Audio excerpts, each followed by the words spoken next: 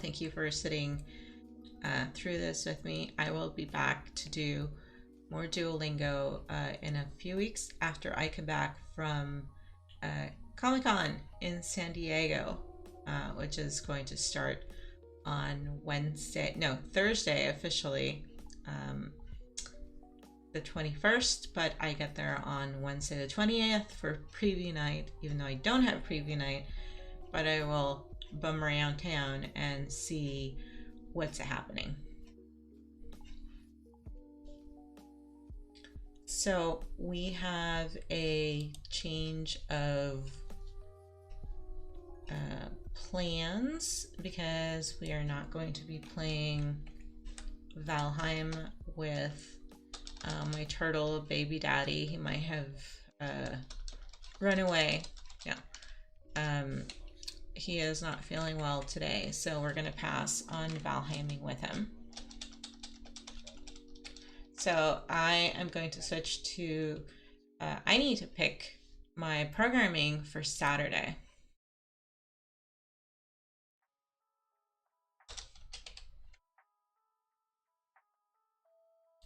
So we will go through the Saturday Comic-Con schedule and the after parties and everything that's happening. And we will take a look on picking said things. Let me change the stream info.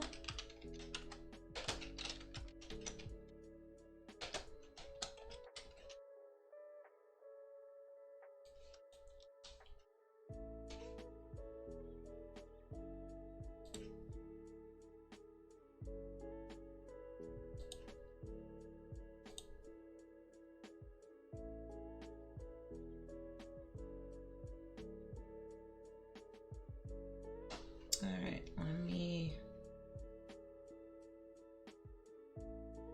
Sleepy Fish. Oh my god, the song is by Sleepy Fish. I didn't know Sleepy Fish made songs. Now I know. That's so cute. Fish are so adorable. Can you get any cuter? I mean, honestly.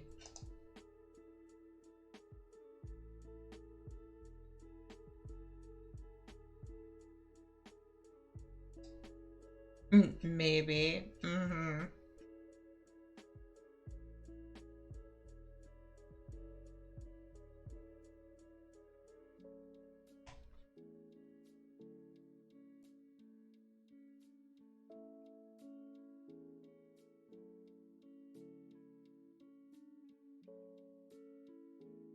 Okay.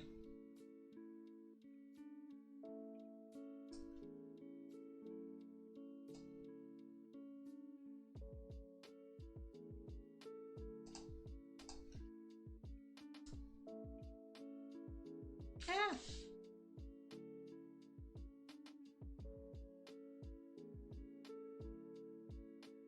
All right. So we are going from Thursday, which we already picked. We didn't really have much on Wednesday.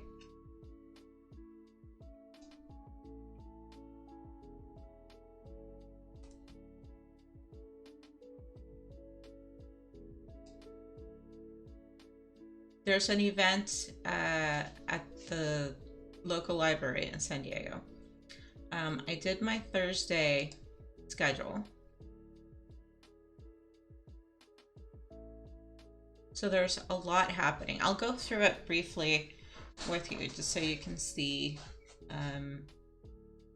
the programming that we have. I'll take a look at the maps and the vendor halls if there's time.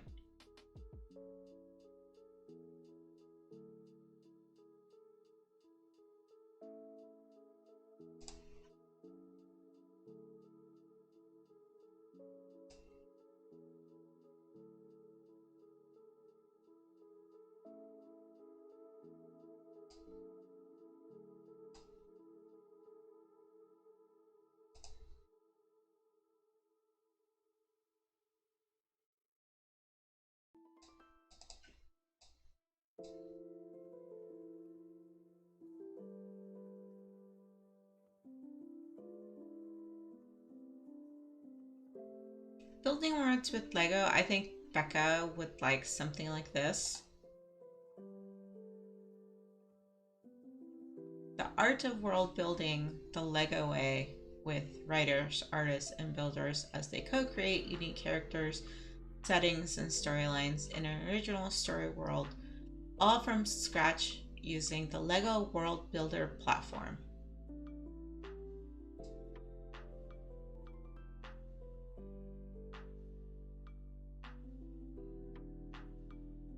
Oh, this one. So I think I selected this one. I may or may not go to it.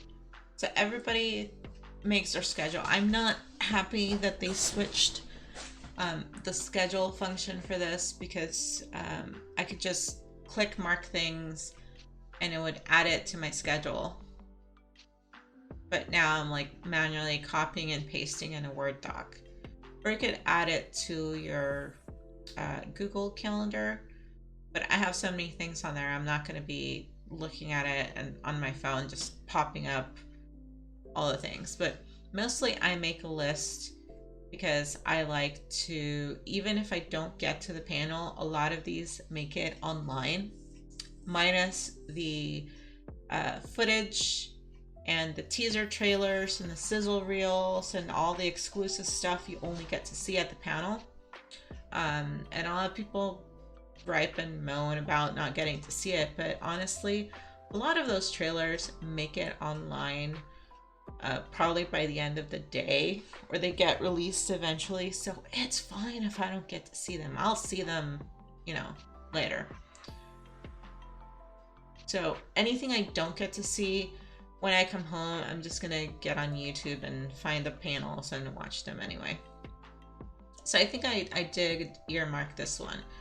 Dispatches from Middle-earth, the Rings of Power are coming. Yes, because if you saw my story, I think I put it on Instagram, the theme of the badges has a sword, I believe, from Lord of the Rings. So it's going to be all Lord of the Rings inspired.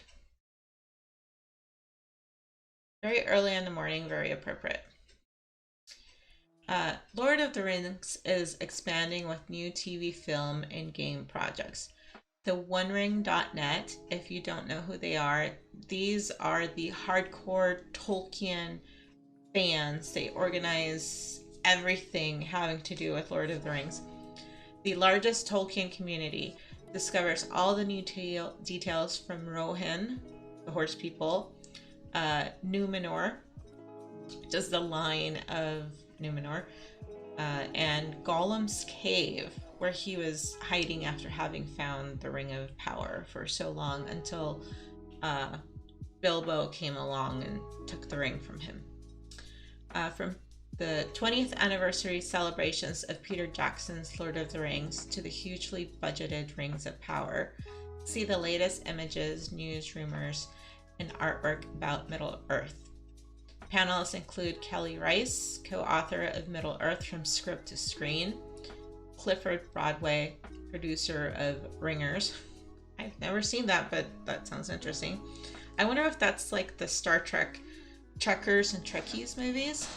I guess that's what we're called, Ringers, if we like Tolkien. Nancy Steinman, a torn staff writer and artist. Justin Sewell, producer at theonering.net. And Kathy Udovich, event coordinator for Torn, OneRing.net. I will show you guys something that I am taking with me. It won't be cosplay necessarily, but I hope you like it. So hold on a second while I go fetch it. So Fish, you can see this, and you can preview what I'm going to take with me to Comic-Con.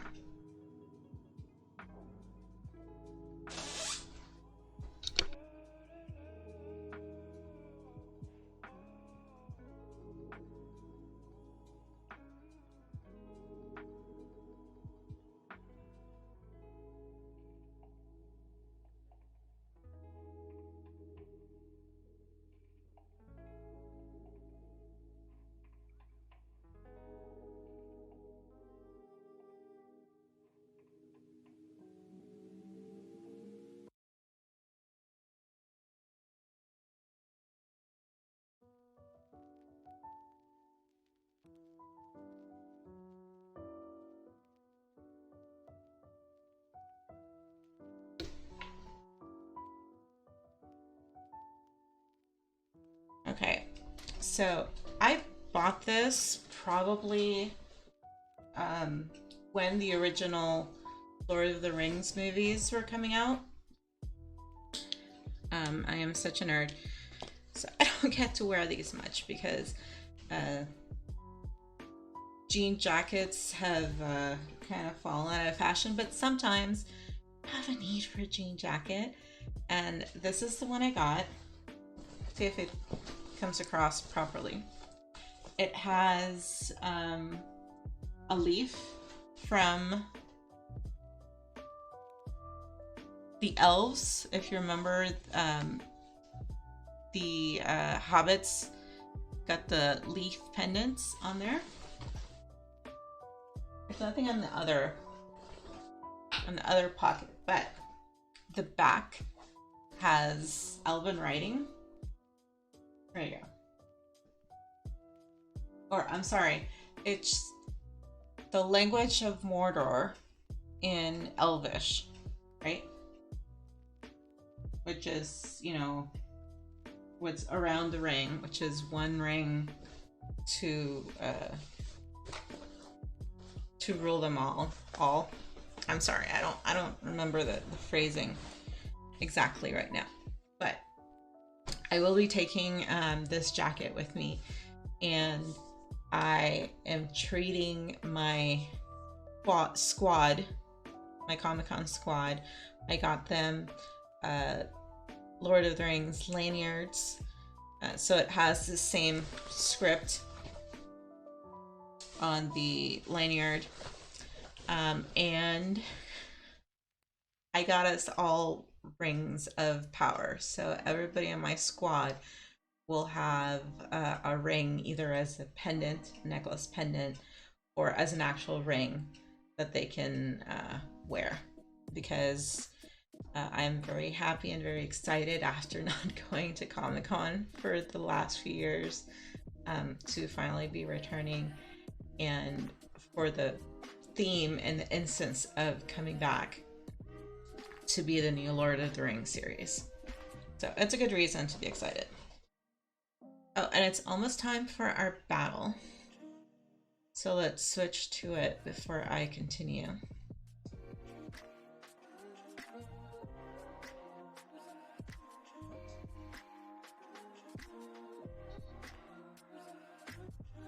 All right, let's see who's here.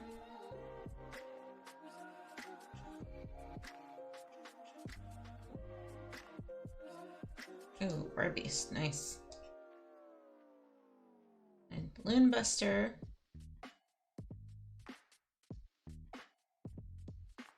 Musketeer, Monk, okay, Mage.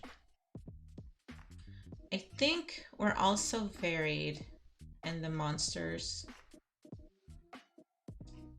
are so separate that I think I will debuff them for this one.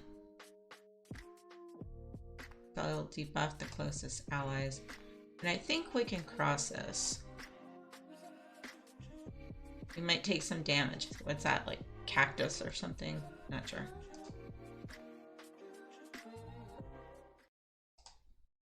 All right, let's run this battle, and good luck.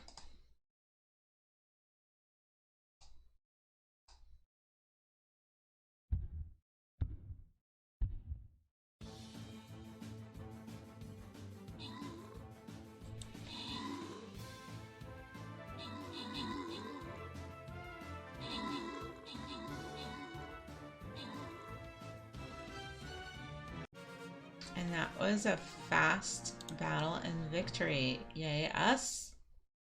All right, let's open the chest and see what we got. And congratulations, Azimes or Azimes, you're getting 1 Centurion Scroll. All right, I still have not killed my ranged unit. Sucks for me. So let's go to the super, very, very hard boss fight.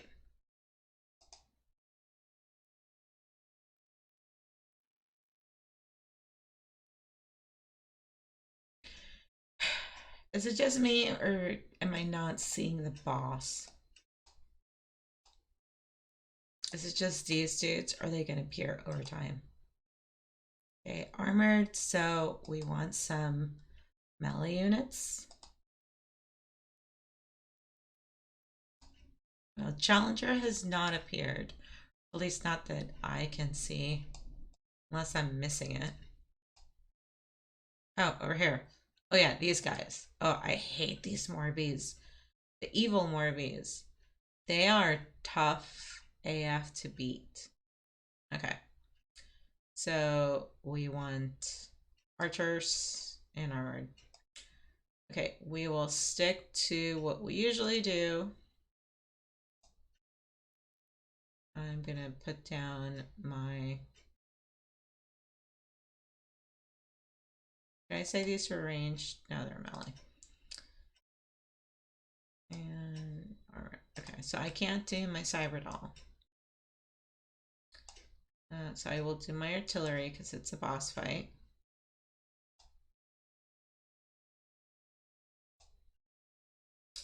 We will go for our warriors again. And we will do our ranged as well. And then everybody else.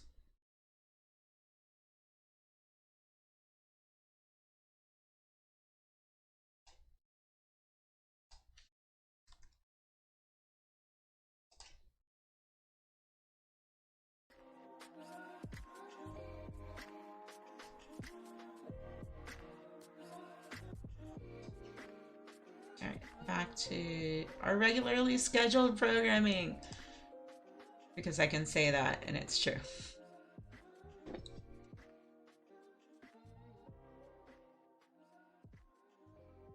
I think I earmarked this one because I'm a nerd. Comic Book Law School 101, the ABCs of IP Law.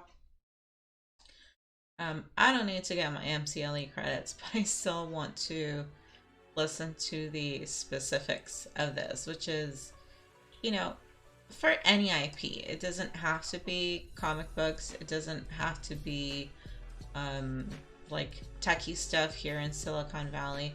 Anything that is considered IP, intellectual property, it comes from your brain or someone else's brain, needs to be properly protected. Ideas need to be protected because if you're making money off of it, people are going to want to take advantage and copy it and steal it, duplicate it, whatever.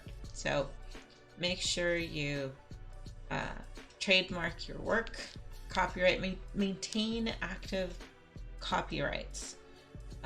Interesting history tidbit. Frank Herbert, the writer of Dune and the Dune books, he was a prolific writer. His wife maintained the copyrights and made sure to update them and keep them as soon as maybe something was going to, renew. She made sure to do it, and she took care of her husband to make sure that he could focus on his IP, which was, writing the amazing universe of Dune.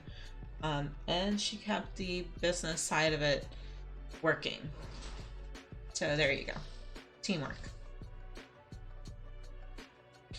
Welcome back, noted IP attorney Michael Lovitz, author of the trademark and copyright book, comic book. I wonder if there's an actual comic book of copyright. As this first of 3 fun, interactive, and informative comic book law school programs. The first program will focus on basics of intellectual property rights available to creators and business owners, and will provide attendees with the foundation needed for understanding which rights are available to creators of comics, games, films, and other creative works, providing insights on safeguarding ideas, creative works, characters, brands, names, and titles from genesis through publication and distribution and beyond. There's a lot to do right there. Oops.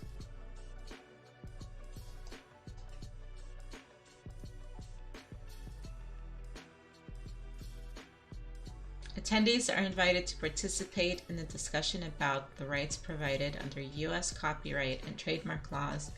The protections of these laws provide the benefits of federal registrations for each, tips on working with collaborators, and issues of joint authorship and work made for hire, as well as the numerous potential pitfalls under the U.S. trademark and copyright systems.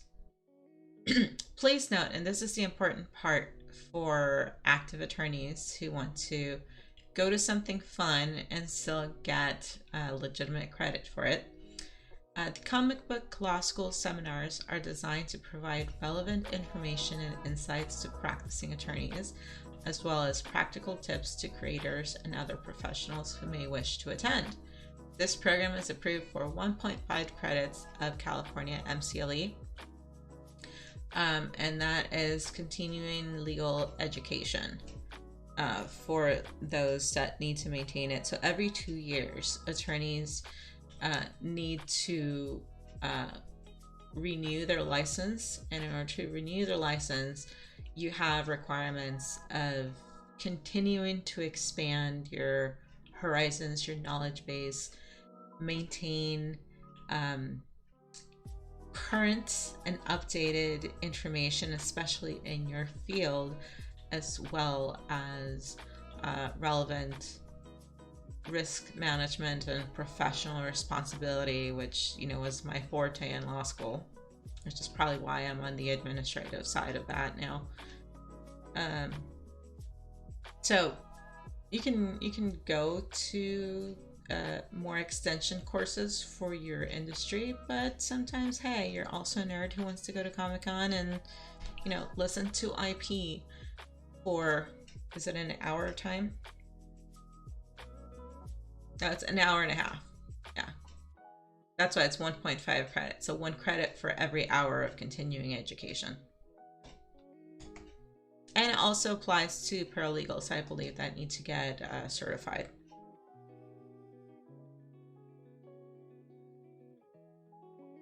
There is no Firefly, but we have Nathan Fillion back with The Rookie. That's nice.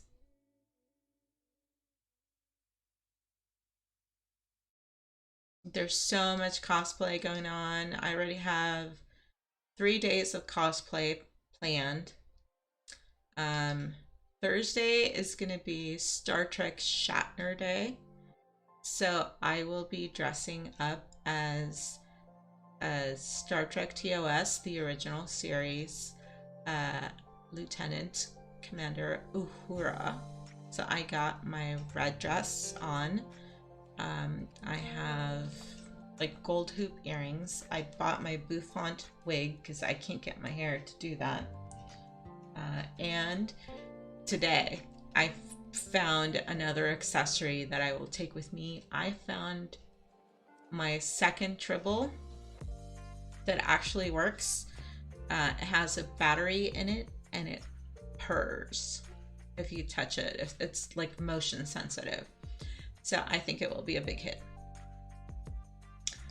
My second day, Friday, I believe will be in my Nostromo alien uniform with my chest burster killing me. It should be fun. Saturday, I am planning on dressing up as a Moobies employee from the fake burger place of the Jay and Silent Bob universe. It's not really like anything fancy, and I've worn that one before to another convention. I think I did it for Silicon Valley. Yeah, so that's convention.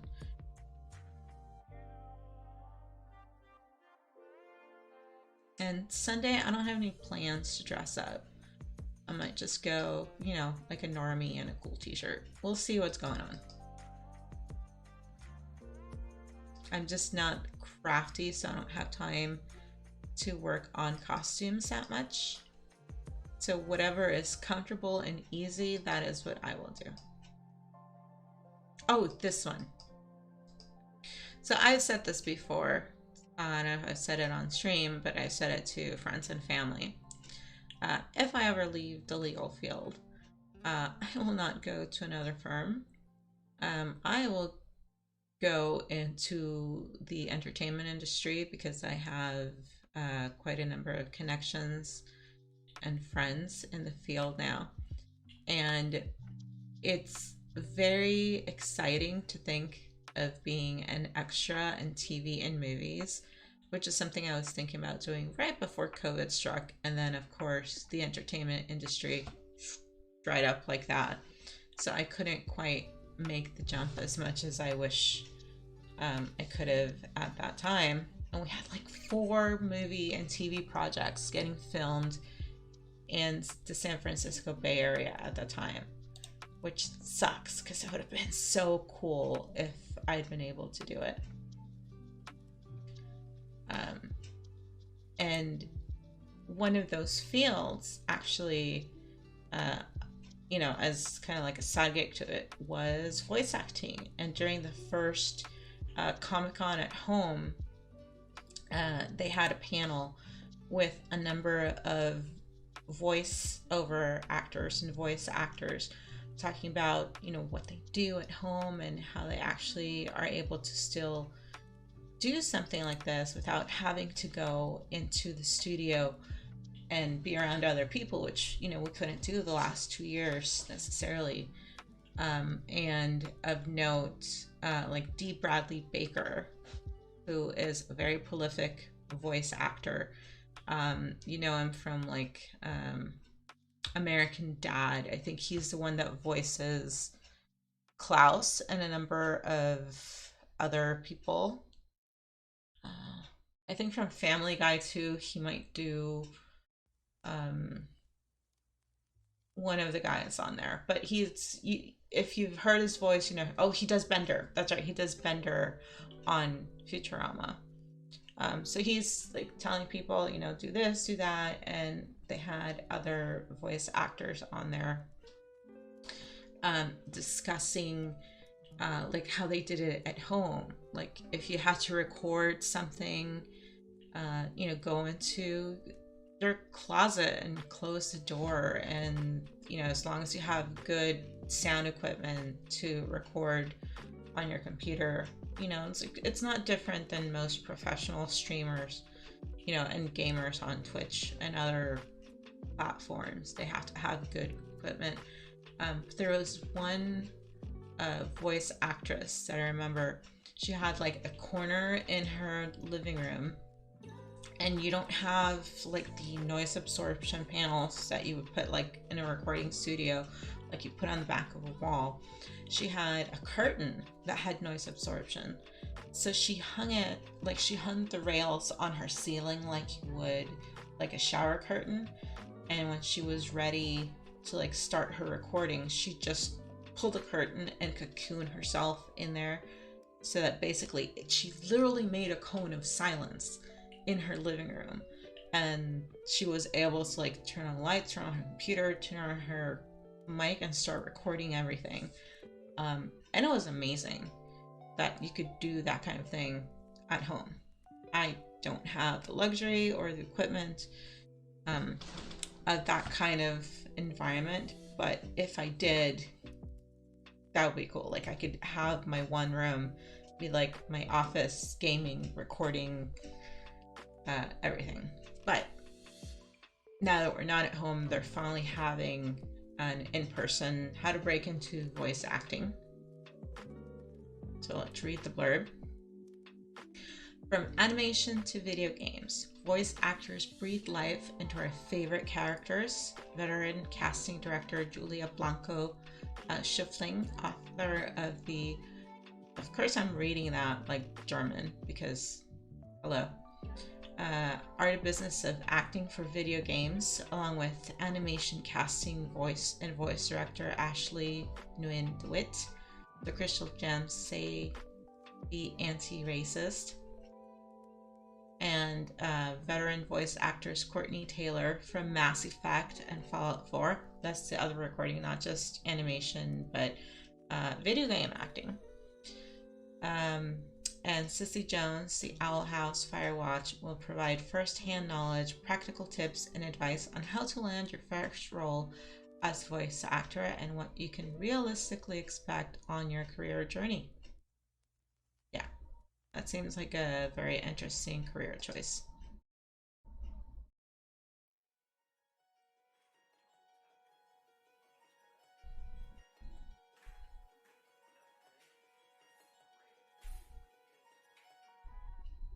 For those of you into 3D printed cosplay, or just 3D printers in general, the things you can do.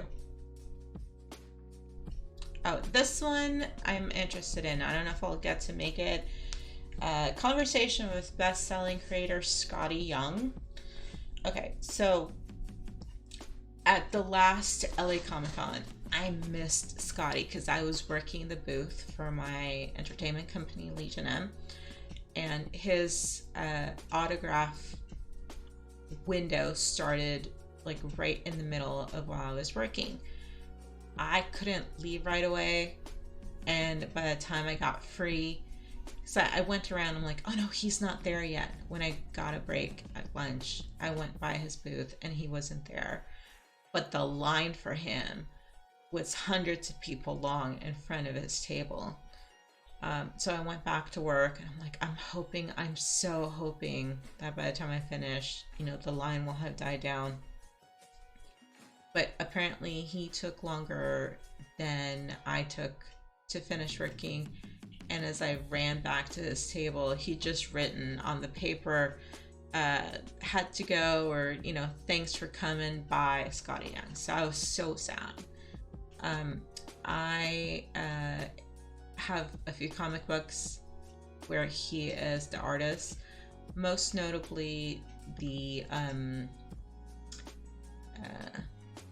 not the Dorothy of Oz comics. So Eric Shanower, which I started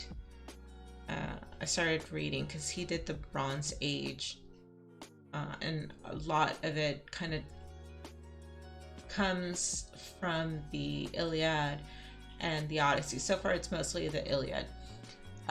He still hasn't finished those, but I was able to meet him and get his books signed, and he did little doodles, and it was just a whole thing.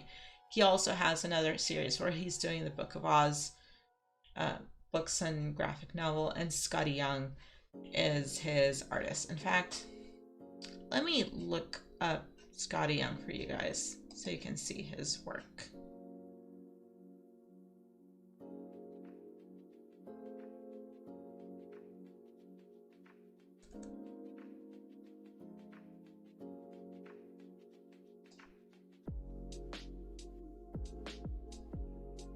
So his style is very specific. Like, I think it's very chibi, Japanese inspired.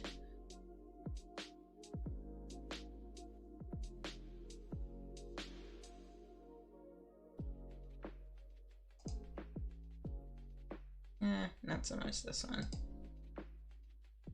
Yeah, I did get a Spider-Man one. Oh, here we go. Here's the Book of Oz one. Yeah, Dorothy and the Tin Man and the chicken, which I can't remember her name at the moment. But they're all super, super cute. So it makes sense that he would have this. Oh, here's the Deadpool one, which is adorbs. Screw you. Oh my god, so cute. Yeah, so I'm hoping this is from LA. It might be from his own studio. I don't know. It could be LA. So this is just him at a table signing stuff. We'll see if I have better luck. Comic-Con, because it's such a big place, it's kind of hard to get autographs and signatures from people. I've been lucky. I got Eric Shanower. I got Jay Lee in the past, and I've chased him for 3 years, and I finally got him on the 3rd year. he did the pencils for the Dark Tower series from Stephen King on Graphic Novel Farm. So I think for like $20, I got him to sign 4 books, and I got one of his prints too. So it's amazing. He's just awesome. So yeah, so I have a Book of Oz that I can grab and have him sign, and hopefully I'm gonna cross my fingers he has a signing time on the vendor floor as well.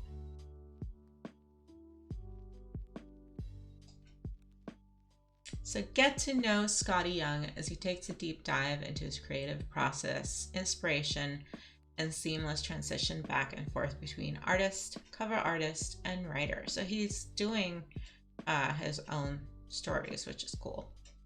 He'll share the inside scoop on some of his most beloved series, such as I Hate Fairyland, Middle West, and his newest series, Twig. Oh, and I think there's a Fairyland one that we passed over here, right?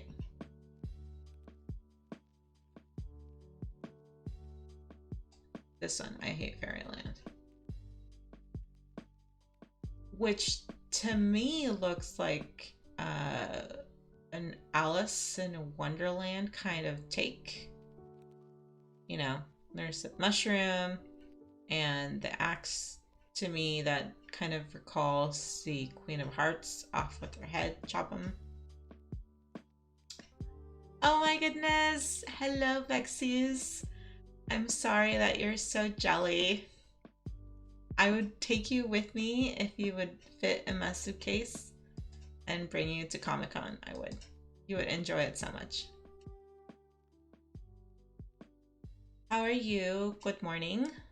Do you have to work today?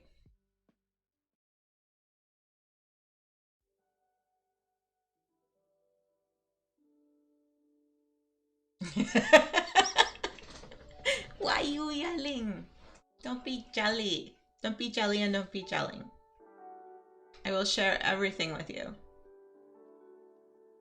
In fact, oh, you missed this because you hadn't gotten here yet. Okay, good. You have the day off. I shared, I think Fish saw it, but I don't know if he was still awake or in chat when I had it. I am bringing my Lord of the Rings jacket to San Diego. It has the leaf from the elves that the hobbits got as a pin.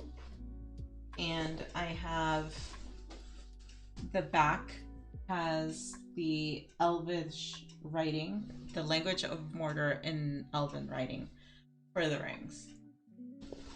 As well as my... I know, she'll be there. And I'm getting to that panel in a little bit. What else? Oh yeah, so I'm giving my Comic-Con squad all lanyards from Lord of the Rings, so they're gonna have the same Elvish writing, and I'm giving them the one ring to either wear or to like have as a necklace pendant to go in theme, because our Comic-Con badges this year are all themed after the Rings of Power series on Amazon Prime. So I wanted to have everything, you know, be like in theme and reflect where we are and, you know, what's happening in Celebration.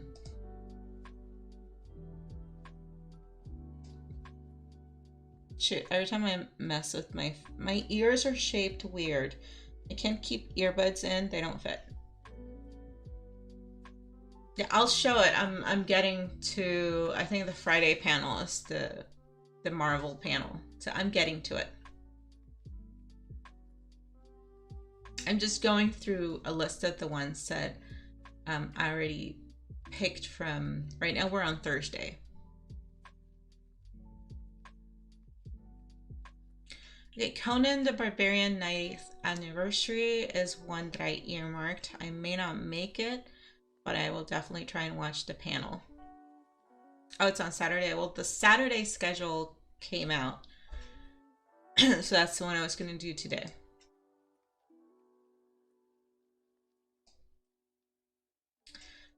Matt Murray, editor of Heroic Signatures, Steve Saffel, editor of Titan Books, and Jim Zub, writer of Conan, Dungeons and Dragons, and other panelists discuss Conan's lasting impact and offer revelations on what's yet to come, including the Netflix project in development. I will be looking forward to watching that.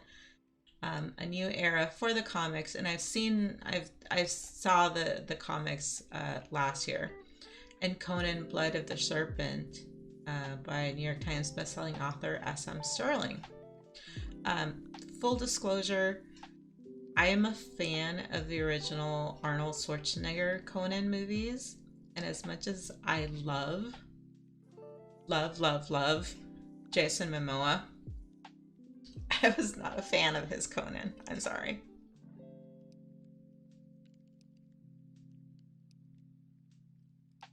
Oh, yeah. So it's like the evening panel.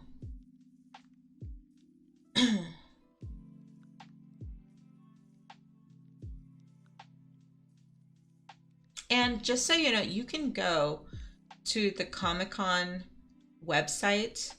I don't know if you can see it in the UK, but a lot of these panels will be online, if not that very day, within the next few days.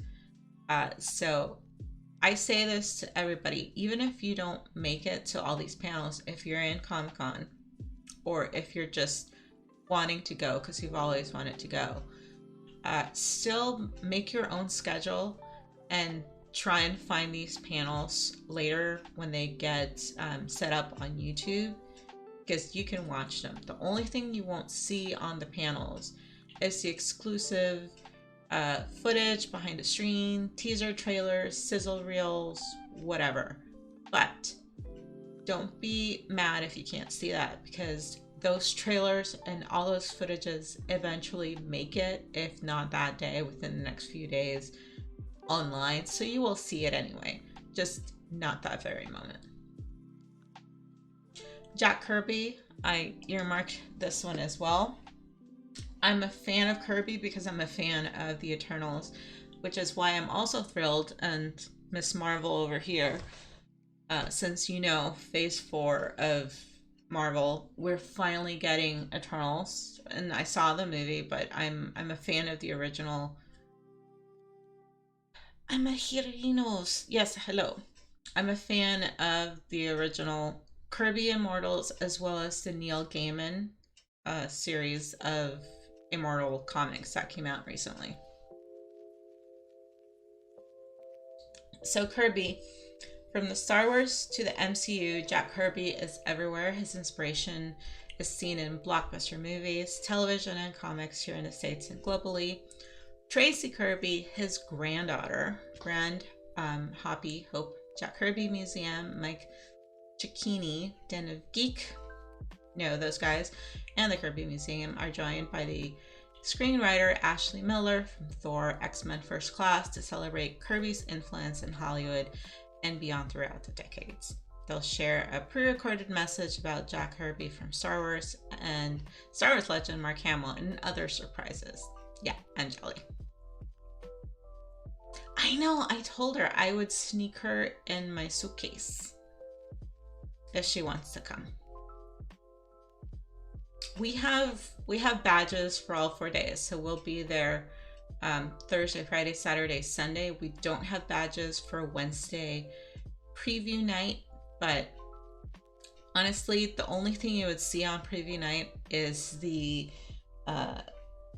vendor floor, because I don't see any programming except for like a special thing at the library. And besides, my Wednesday is gonna be like all the admin stuff. We get there, get to the hotel, get our COVID bracelet wristbands to have us be clear.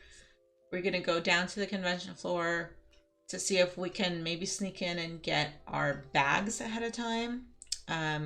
Then we're gonna go to the Robert Heinlein blood drive that they're hosting at the hotel next to the convention center, where you can get your very, very own t-shirt with like Comic-Con artists on it. So even if you don't get selected to donate, even if you get turned away for whatever reason, you can still get a t-shirt. So always go there. You get a t-shirt, you get freebies, and you get a Comic-Con bag. So you will get 2 Comic-Con bags if you go and donate blood, and then you get your official Comic-Con bag. So it's always worth it to do it. And I'm blah blah blahing for like half an hour. And now it's time for the battle.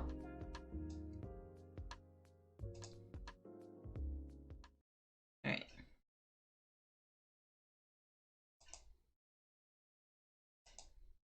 I mean, there's a lot to talk about for Comic-Con. Okay, these blobby things, I'm going to curse them because they are bad. The evil Morbies. We don't like them. They are tough to kill, so we definitely want to give them a whooping. Good luck.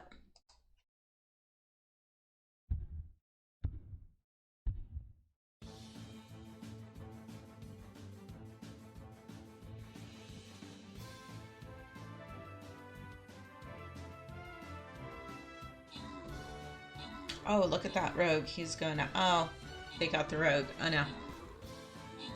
We're fighting on 2 fronts, people. This is difficult. But we still won. Alright, I still haven't gotten my ranged units, unfortunately. Alright, let's see who wins. Congratulations. Fricklebaya. You get a Centurion Scroll, and Mr. Striker. You get not 1, but 2 Flying Road Scrolls. And we defeated the boss. Type in chat for that. Thank you very much. Another boss under our belt. Hello. Alright, the path we're going to take, we're going to get the loyalty skin chest.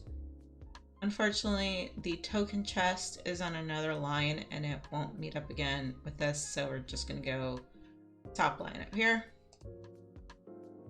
Very easy. Do I have any ranged units? There's a tennis ball. Sorry, a puffer. Blowfish.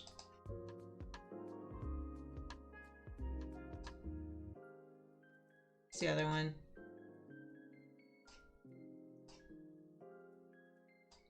Still no ranged units. Okay.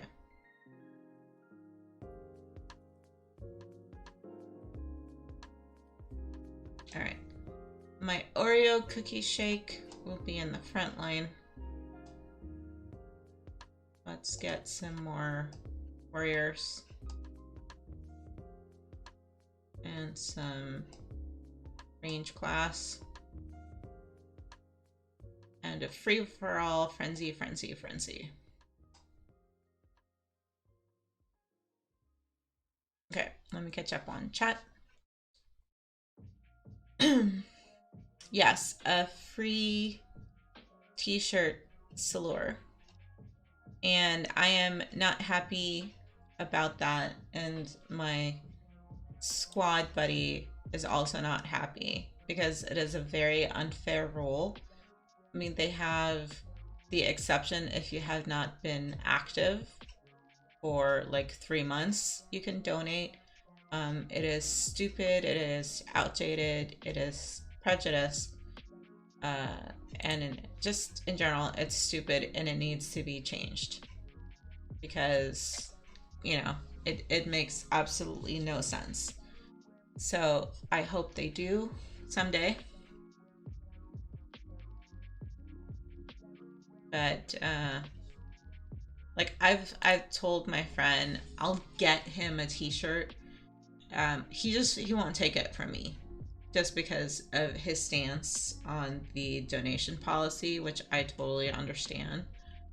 But I still want to encourage him to like go and, you know, he can have a unique item from from Comic-Con, which is really cool.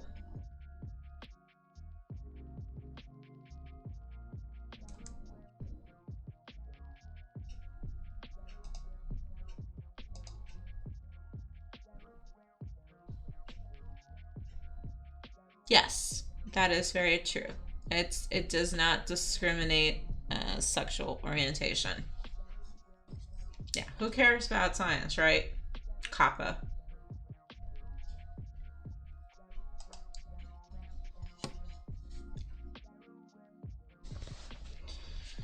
All right, well, so on Thursday, first day, there's so much. If you see all these panels starting at the same time, it's ridiculous how you can make it to anything.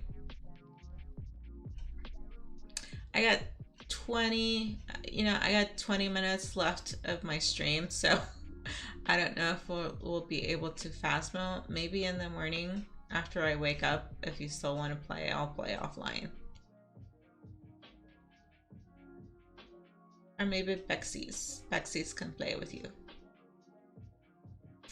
Oh, you know what? I missed this one. I should have earmarked this one. I may not be able to make it. But Nickelodeon Rugrats, the babies are back. I was a huge fan of the Rugrats back in the day. Hold on to your diapies. Throw Cynthia's workout on the stereo and halt for Reptar. Oh, good God. Your favorite babies are back and better than ever. Voice talent from the Paramount Plus original series. Of course, Paramount Plus has everything right now. Rugrats, E.G. Daily, Tommy. Oh my God, they're so grown up now. Cheryl Chase, Angelica, and Charlotte Jung Kimmy, along with executive producer Eric Casimiro, bust out of the playpen to give fans an exclusive look at behind-the-scenes art and sneak peeks of content. Perform a live table read, oh that should be cool, and provide answers to popular questions. A baby's gotta do what a baby's gotta do. I wonder if Tommy's still bald. Maybe not. Moderated by Jim Viscardi. Okay. It is more fun with more people, but I will probably be too sleepy to fight the ghosties effectively, unfortunately. Panel for Ghosts, which I am looking forward to because I am a fan of the series. TV's #1 series and fan favorite phenomenon, Ghosts, follows Samantha and Jay, a couple who learn that their new dream house is inhabited by ghosts that only Samantha can see and hear.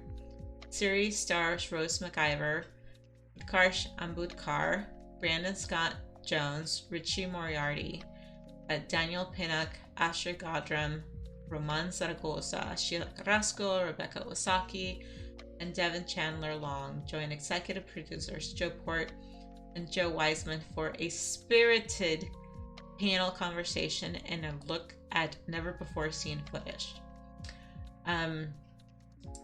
I love the show, and if you know Rose McIver, she was on iZombie, which is a great series. I know, it's like Ghost, Phasmo. Speaking of Phasmo, so iZombie was a great series, and I read iZombie in comic book form, and I loved it. So when I heard that they were making an iZombie series, I was very happy with it. And of course, Rose McIver made a great zombie. She was great in it. But not just that. Let me get the offsite for this and show you guys.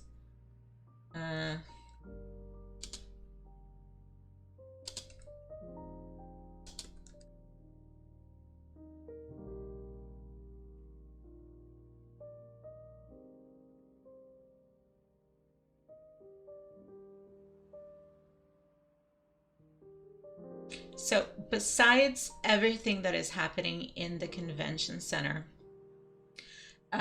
they have a lot of events that are happening outside of Comic-Con.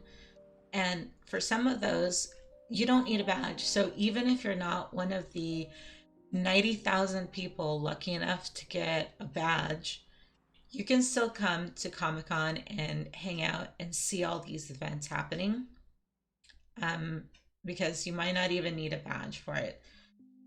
So next to the convention center is Petco Park, which is where the baseball team plays.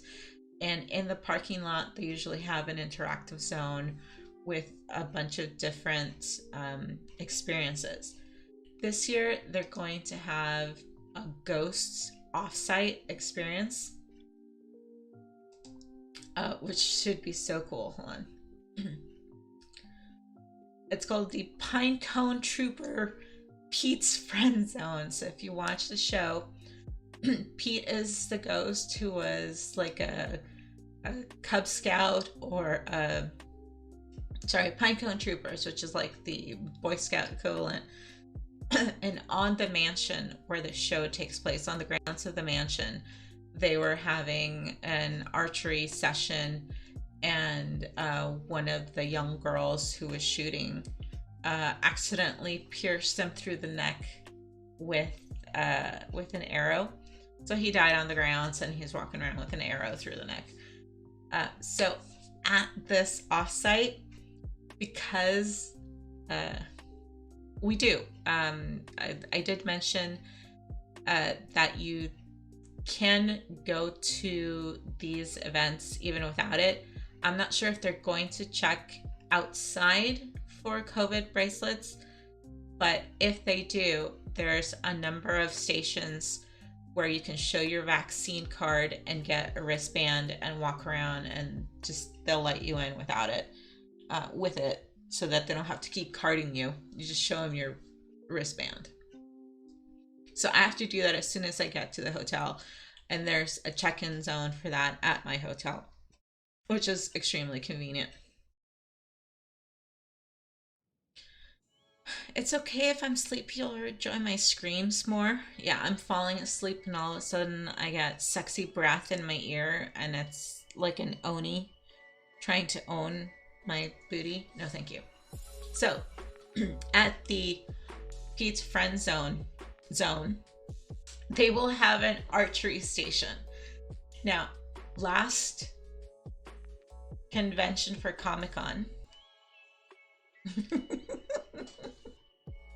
yes, they had an Adult Swim like summer camp, and they had archery as one of the stations, but you had to go through all this other obstacle course before you actually got to the archery station. And since I am really good at archery in real life, I really wanted to do it, but I did not want to go through the other stupid, climb the rope bridge or whatever. I'm like, I just want to go there and, get my shooting on and like get my frustration out on the target. So I am looking forward to this. Hopefully there won't be a long line. Maybe on Sunday I can make it there when I'm not in cosplay and can like easily do things. Because if it's one of the days when I have my alien chest burster on, it might be hard to pull the bow if I'm, if it's getting stuck on my chest, on my alien.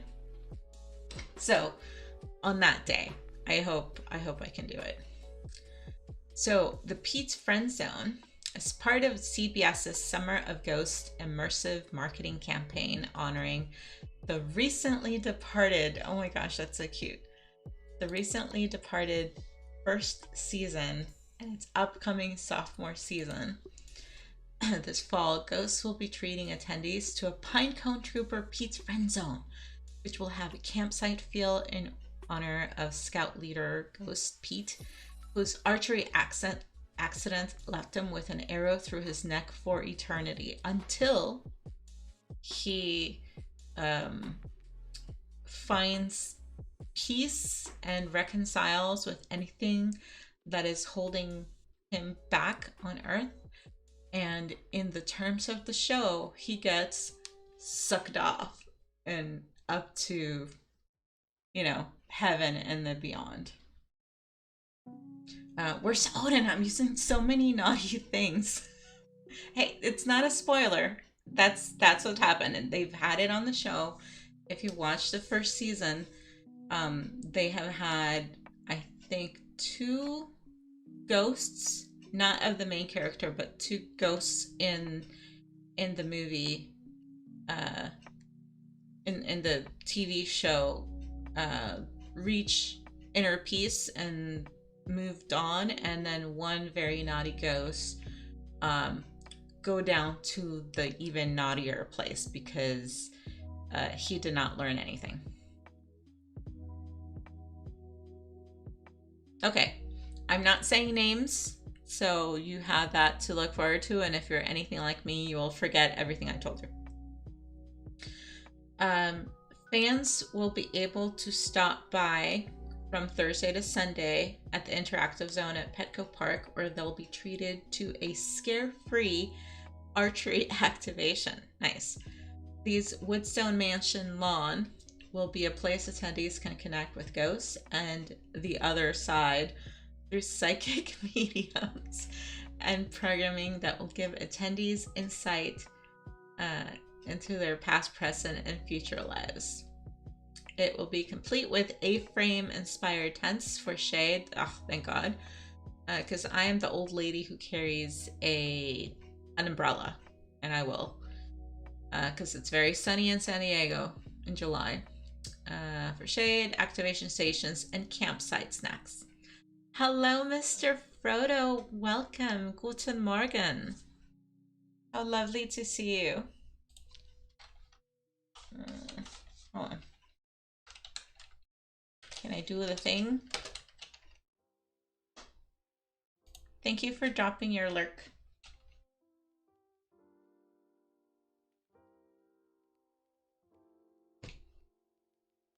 Mad duty, oh, for Gwen, because she's starting soon. Yeah.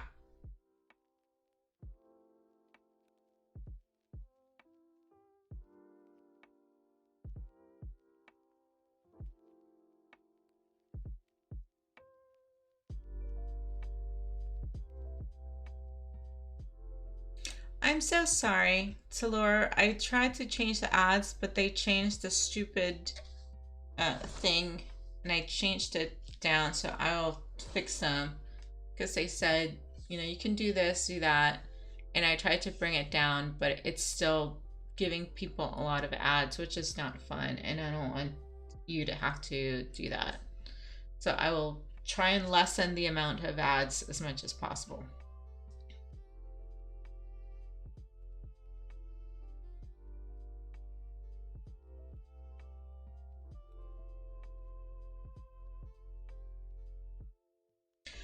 Rick and Morty comics, that will be interesting.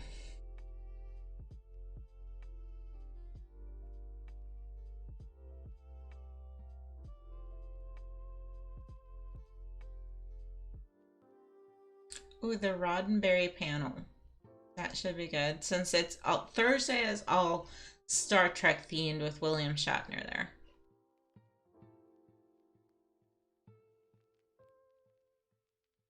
One of my bots is giving you ads, really?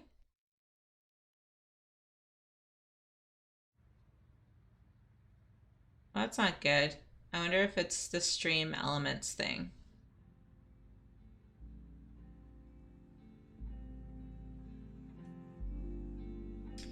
Roddenberry Entertainment leaders in science fiction and modern day fandom are hailing you. Thanks for that lurk. Be the first to hear the updates on all their projects and universes, including Star Trek podcast, modern reincarnations of legacy projects, and more.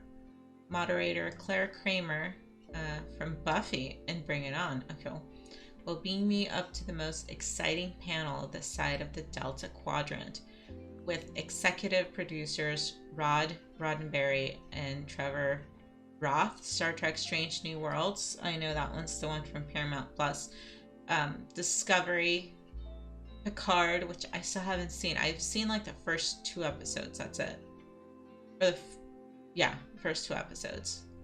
Lower Decks, which I've seen a few episodes of. I haven't seen Prodigy yet. And more to be announced.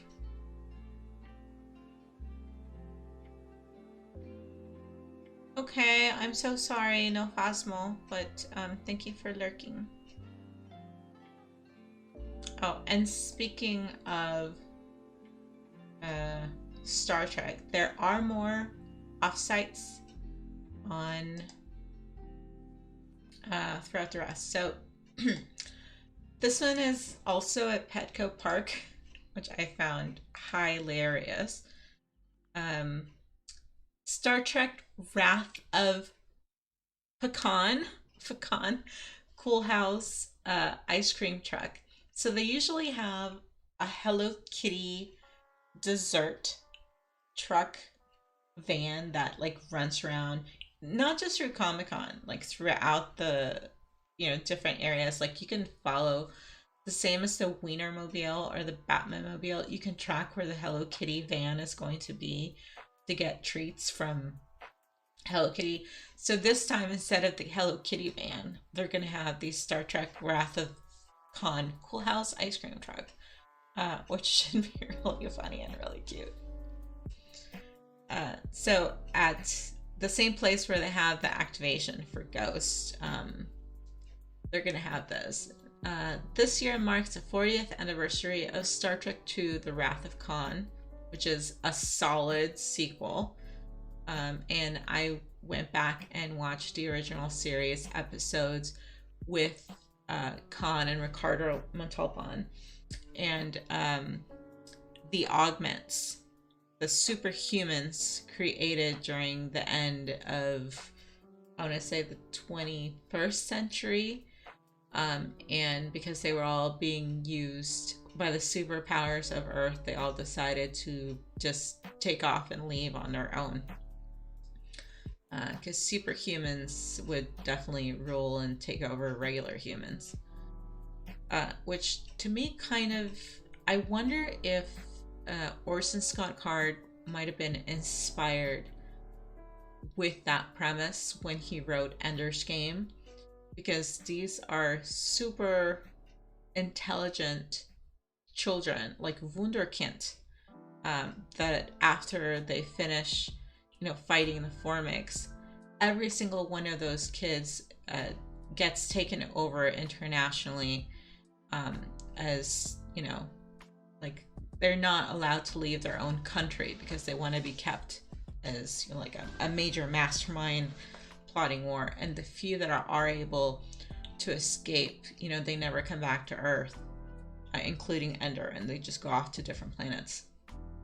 So it makes sense if Card was inspired by the augments in Khan. And Paramount Plus is celebrating by going to some cons. See what we did there? Yeah, very funny. As Khan Noonien Singh, who, if you recall, is also the, there's Noonien Singh was the creator of Data and Lore, I believe. Reminds Admiral James T. Kirk in the film, revenge is a dish best served cold. So Paramount Plus is teaming up with Cool House to create The Wrath of Pecan, a summertime treat. I do love a pecan pie. I don't know how much I love it as pecan ice cream though. But I will accept the premise of it being a tasty treat. They'll be bringing a Wrath of Pecan Cool House ice cream truck to San Diego Comic-Con to serve up limited edition ice cream sandwiches available at the Petco Interactive Zone. That should be cool. So there's that. There's two other events. Oh yeah, here's the Robert Heinlein blood drive that I mentioned earlier. So if you donate, if you attempt to donate, and even if you're turned away, you will get convention-themed goodies. You will get a t-shirt with Comic-Con art on it.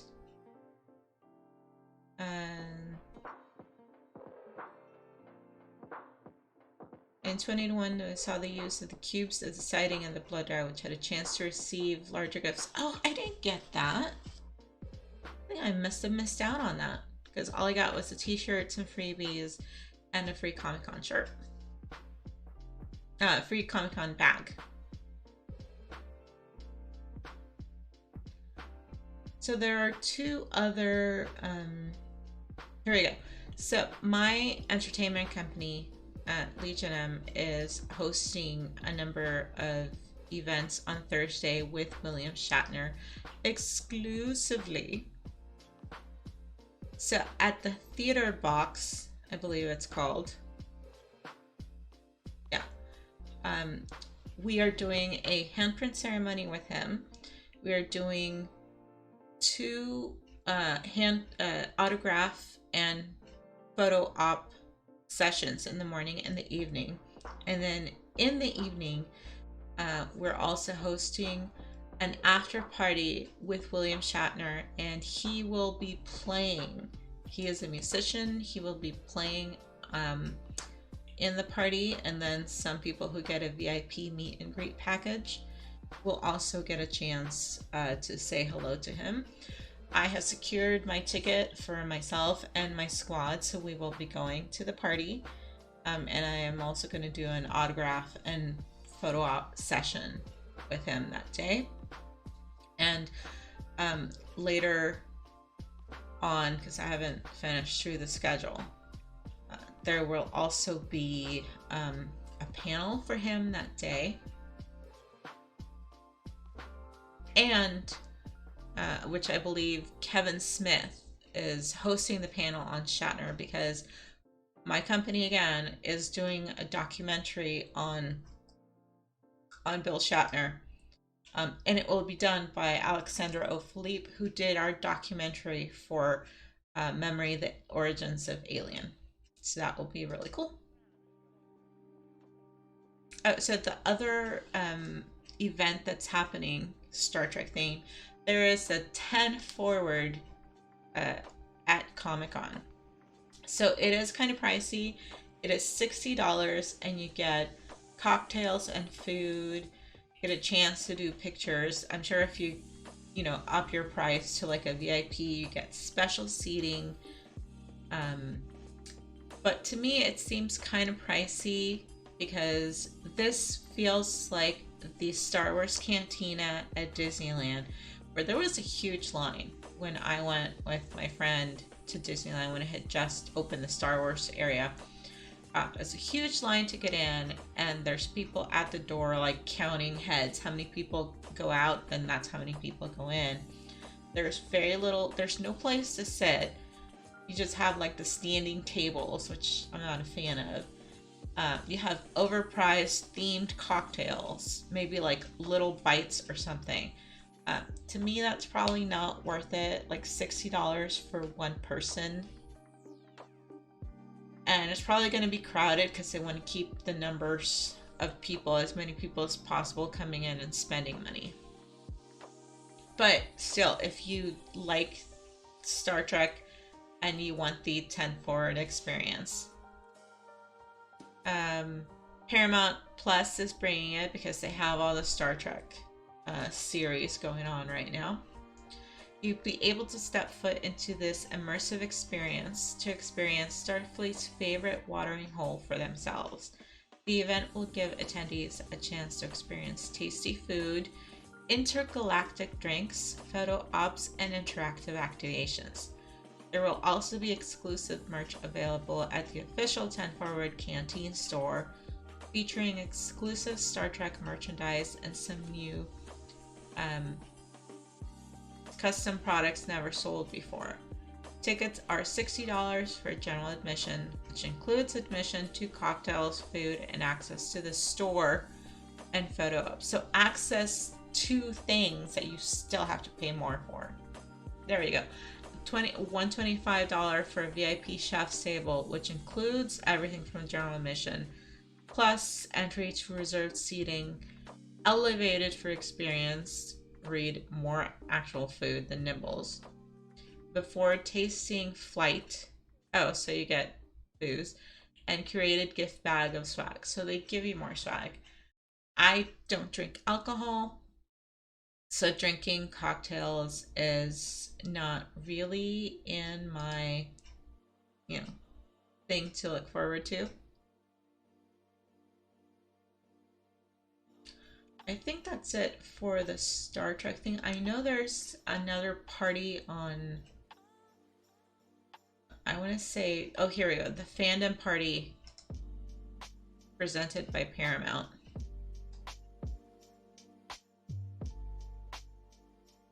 So this one is also Star Trek themed. Fandom, the world's largest fan platform, is back with their fan favorite free party at San Diego Comic-Con. It's one of the hottest tickets in town each year, and they'll be back at the rooftop bar float at the Hard Rock Hotel. This year, they're partnering with Paramount Plus and the graphic novel and collectibles publisher Z2 Comics. Attendees will get an immersive experience into the worlds of Halo, Beavis and Butthead, and Star Trek. So it's not just Star Trek theme, but I know there's the new Beavis and Butthead movie or series. A surprise musical guest. I wonder if it will be, Shatner doing like a pre-thing, but probably not. There is no better place to come together and celebrate your fandoms. So it's not really specifically Star Trek, but because it is owned by Paramount Plus, and they're going to do the new thing for Beavis and Butthead on Paramount Plus, that's why they're doing it. No word yet on tickets. So it is free to get in, but they haven't dropped the tickets. And as soon as they do, it'll be like a first come, first serve. And I guess that they will be sold out as soon as it happens.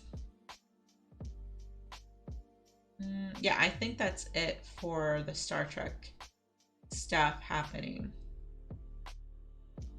which is fine. I mean, Thursday will be my Star Trek day. Like I said, I'm gonna go as Uhura. I'm gonna bring my Tribble. I am gonna meet Shatner, get an autograph, get a picture. I am totally cool with that.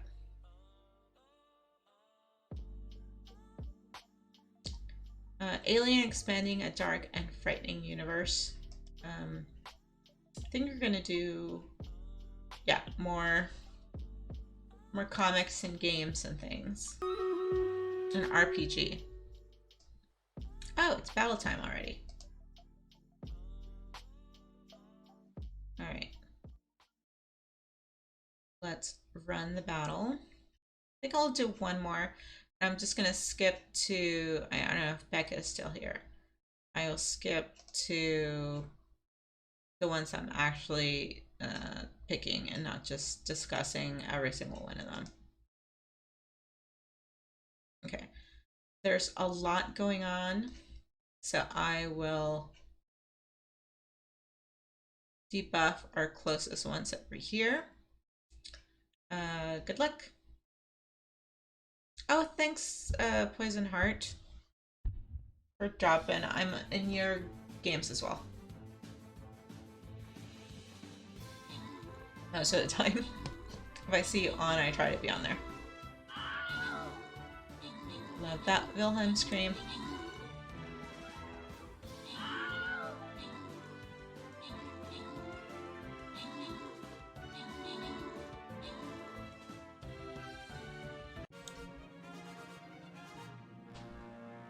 Still no ranged unit. Come on. I just want a ranged unit to kill. Alright, let's roll random. Salord, thank you for lurking and putting down a unit. You get some gold crowns. And Frodo, bless my heart. You get a Saint Scroll and Poisoned Heart, speak of the devil. You get 3 Rogue Scrolls. GG's, everybody. Okay, let's do one more battle. Because I haven't been playing or doing something else, apparently I get chatty late at night. Who knew? Because usually I'm sleeping. Sleeping. Okay. Melee. Assassin. Please give me a ranged unit. Anybody? There we go. Okay. I put my cyber doll down again. Boom. Alright. Let's do our warriors in the front. Let's do our ranged units next, and then free for all.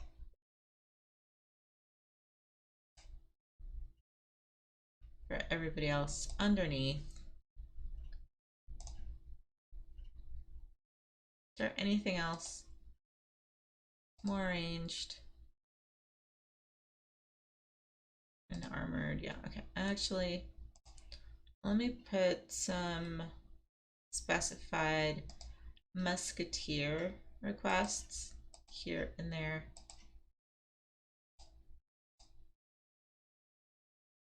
So we all get a chance to get rid of those ranged units.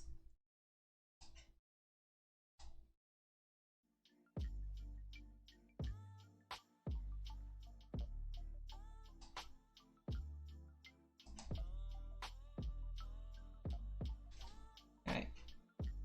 Let's see if I can get through this Doctor Who comics panel. I want to talk so much about Doctor Who. I'm not even getting the comics anymore. There's just so many. Like they do series with each of the doctors. It's kind of like the Big Finish audio stories, which is great because you get more stories with the original doctor that you might want voicing them.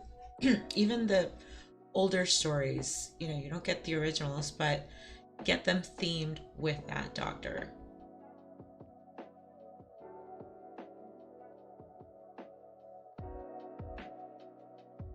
It's just too much. I want to go into it. And Doctor Who is always a hot panel. If not, when they're dropping new episodes, like right before, like you get a taste of like the Christmas episode sometimes.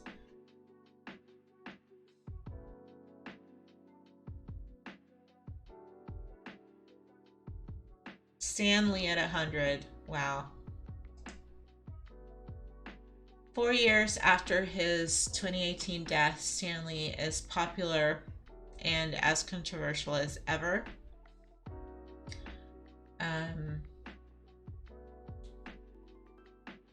A number of his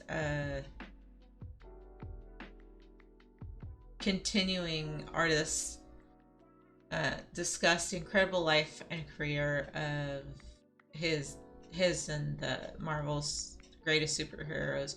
So Stan Lee and Jack Kirby, just greats in the industry.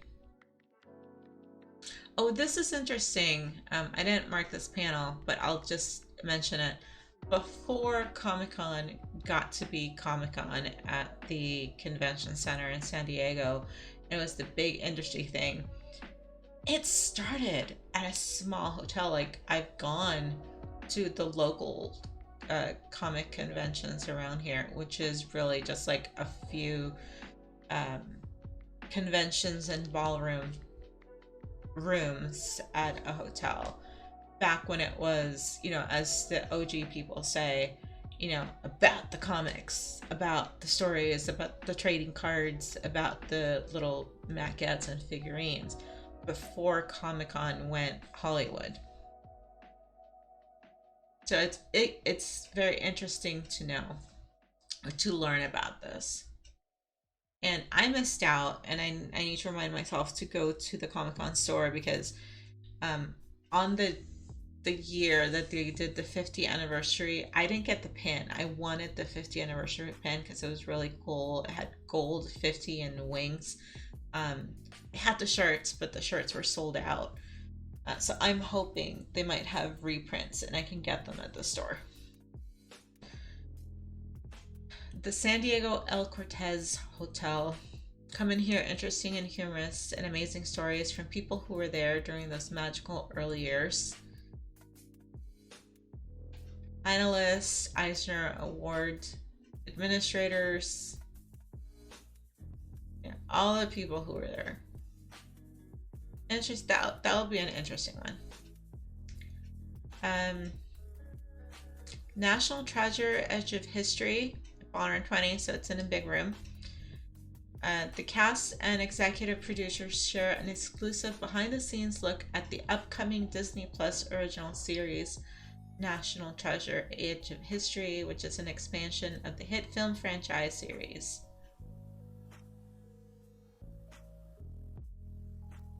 Okay, that's interesting to look forward to, and since I have Disney Plus, I can watch it eventually.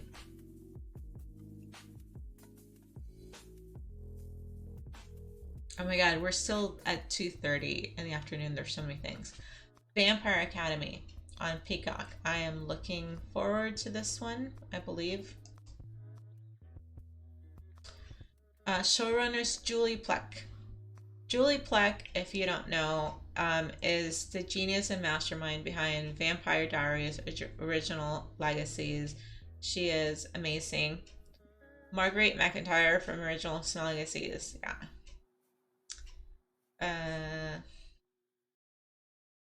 See who else is on there.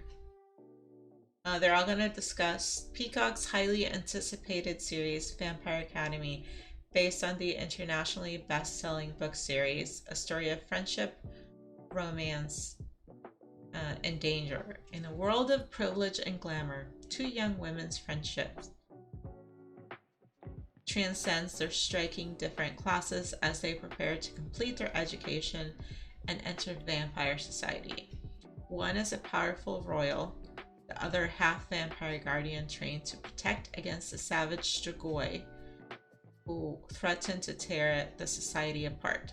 That is, if royal infighting doesn't do the job first.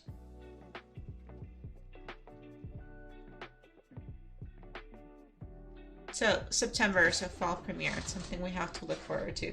I watched a movie. It was kind of comedic and a little lampoonish, but I'm looking forward to it, and I still liked it. I'm looking forward to maybe the series continuing where the movie took off, or where the book series or the comic book series was. And if you're a fan of Guillermo del Toro's The Strain, they use the term Strigoi, so that is like the vampires that feed on other vampires. Those are the ones that have gone like full dark zombie vamp, I guess you could call them. And in Del Toro's The Strain, they use Strigoi as, I believe that's the Romanian word for vampire. And even in the Dracula universe, I believe they use Strigoi.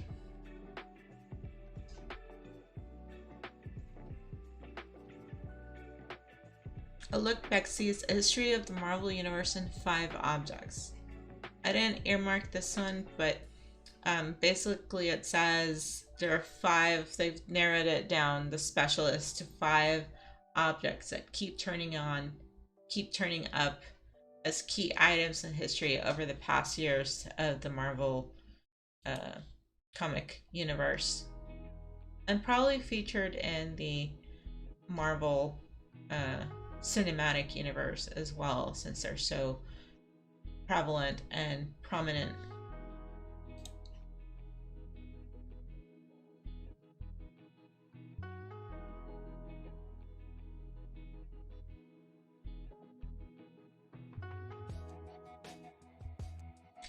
Okay, Masters of the Universe will be in Hall H. I believe this is Kevin Smith as well, because he was there. Yeah, his Netflix series Motu Revelation, some of the greatest Motus in history, including talent and creators from each era, spanning toys, film, and TV. I still remember the Dolph Lundgren He-Man. I think that's all I can remember. Really weird Orko. Motherland, Fort Salem, the final battle. I am currently 3 episodes into Motherland. It is an amazing series of witches and a, alternative, if you will, Heinlein history deviation of our America as it happened, instead of hanging witches and burning them at the stake. What if you employed these witches to be your allies and your forward troops in defending the country? So the universe of Motherland Fort Salem is basically our military is made up of every young woman who is a blooded and confirmed witch. They have no choice. They are drafted when they turn a certain age. They also have people who evade the draft as well. It's a very interesting series, and I highly recommend it. Launching from an alternate American history in which the witches of Salem ended their persecution by agreeing to fight for the U.S. government, Motherland Fort Salem is more than a fantasy show. It is a bold action series where powerful women are at the forefront. Here the creator discussed a new and final season. I am sad about that, but they're going out with a bang.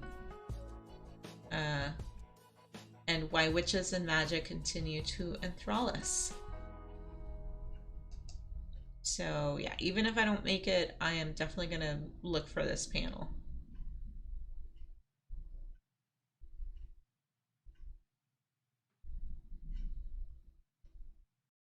Severance. I didn't mark this, but I think this is one of the Apple TV's new shows that is coming up. So I think I will take a look at this again because it looks interesting. And it's from executive producer and director Ben Stiller, so that bodes well for me. Oh, and Adam Scott is on it. Patton Oswalt to sit down to share any secrets from season 1. Oh, but they don't say what it is, but there is a Severance activation, and I believe it's at the Hard Rock Hotel.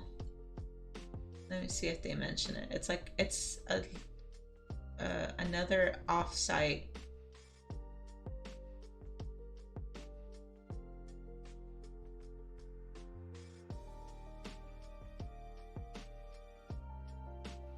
It might be on a different day if it's not on Thursday. Okay, let me check Friday.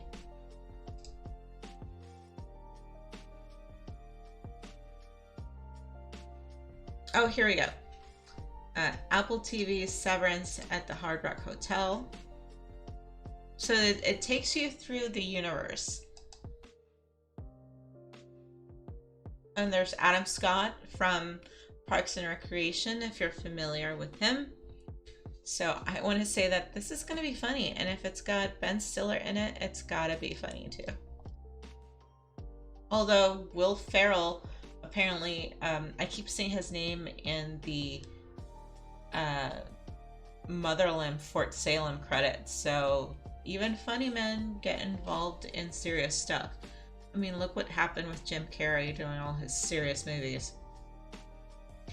Prepare to get severed as Apple TV Plus takes over a portion of the Hard Rock Hotel, including Mary Jane's Cafe, for the duration of Comic-Con. Immerse yourself in the world of Apple's rookie series Severance as you experience your first day as a severed employee of Lumon Industries. New employees of the severed floor must use all your senses if they hope to be reunited with your outside self, known as your outie. Oh, this is interesting. I wonder if, like, maybe if you are like in a coma or have a out of body experience, you get to live in an outside world.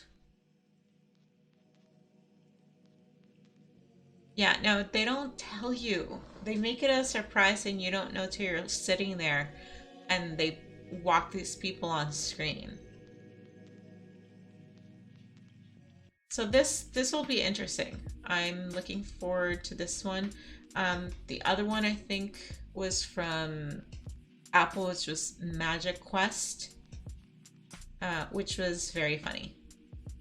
No, Mythic Quest, I think.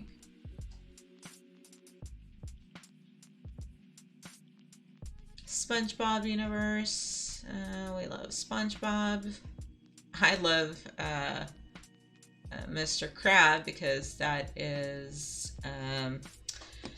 the incomparable Clancy Brown from Highlander, Kurgan, the Screw from Shawshank, and most recently the drunk detective from Detroit Becoming Human. He is still a silver hottie, so I will definitely follow his work. Artemis, Dawn of a New Space Age. Comic-Con is not just comics. It has science fiction as well as actual science. And the real science panels are also good. This will probably be online if you want to see it. Holly Ridings, the NASA flight director, will discuss NASA's return to the moon with the launch debut of the Artemis program's Space Launch System rocket later this summer. She will be joined by a NASA astronaut who will discuss future Artemis missions to the moon, and Derek Wang, NASA's Space Technology Mission Directorate, who will discuss some exciting new partnerships. It will be moderated by Maureen O'Brien, NASA Headquarters Office of Communications. So if you are a fan of The Martian, he also wrote, the author also wrote, I'm blanking on his name, and he's like my neighbor, you know, about 30 minutes away in Silicon Valley. Andy Weir.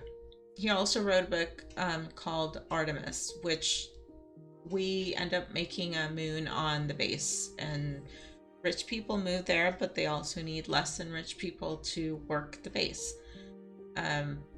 If we want to get to Mars, we need to go back to the moon. We haven't gone back to the moon since the Apollo missions, and a lot of people put the Apollo 13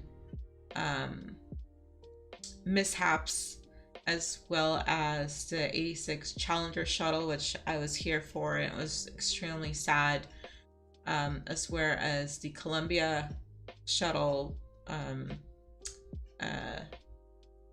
accidents with putting us behind on our mission to get up and get out there. So we haven't left inner Earth orbit since that time, and we have no way to get to Mars if we don't at least start making plans and taking those steps forward.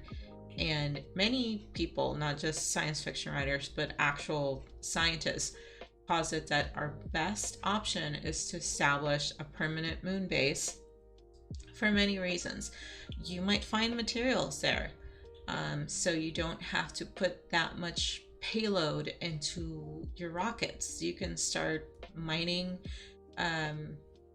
for minerals. You can get water. You can start making oxygen, which could actually be done from, you know, the fuel.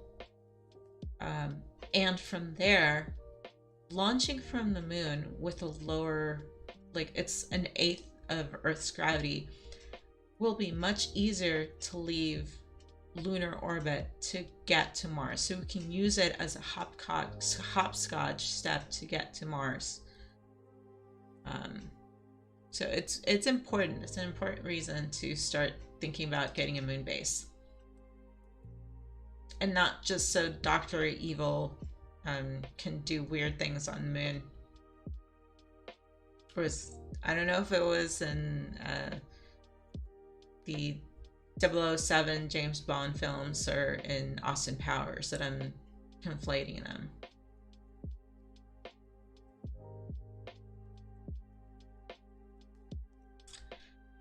Inglorious Drexperts Live. Con you dig it? So many con jokes and puns. Man, oh man. They're podcast hosts. Okay. They salute the most spectacular trek of all, Star Trek The Wrath of Khan. It is iconic. Yes, it is. Kirk the Klingons. So many cool things in that. And there was another panel, I think it was a Friday panel, which I saw online. Basically, it's like Klingon lifestyle, which takes like little snippets of everyday Klingon life, and they make a hilarious play about it. And I think at one convention here in the Bay Area, there was actually like a battleth demonstration of full-on Klingon cosplayers with their forehead ridges seriously battling and showing their prowess. Kerplot indeed. Wheel of Time Origins. This looks interesting as well if you are a fan of the Wheel of Time series. Oh, so that's the animated digital short companion to the actual hit series on Prime Video, Wheel of Time. Brings you deeper into the lore. I'm looking forward to that series. Heavy Metal Classic Magazine. Oh, this is the panel. This is the big Hall H panel. Shatner on Shatner. So this is the one that Kevin Smith will be hosting and asking Bill Shatner. He's an astronaut now because he went to space. In fact, he made his announcement either right before he got on the shuttle to go to space that he became part of Legion M. He's on our advisory board now.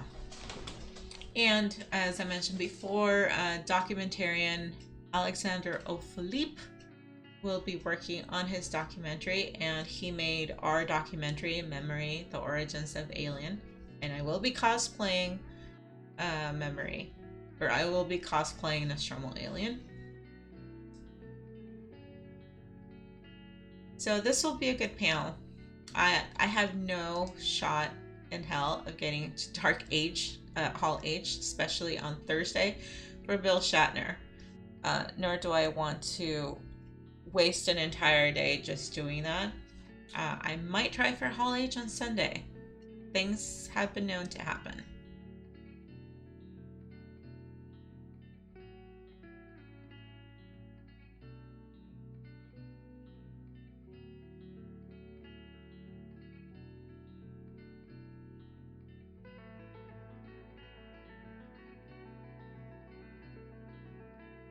Conan the Barbarian 40th anniversary. They had another panel on Conan. So 2 panels is good.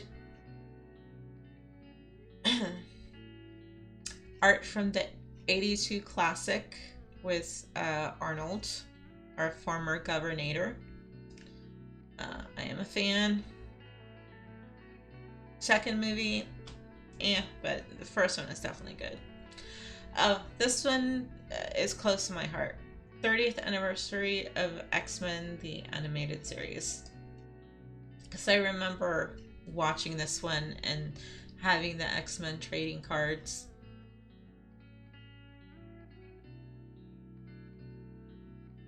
Yeah, this will be a good one. My childhood.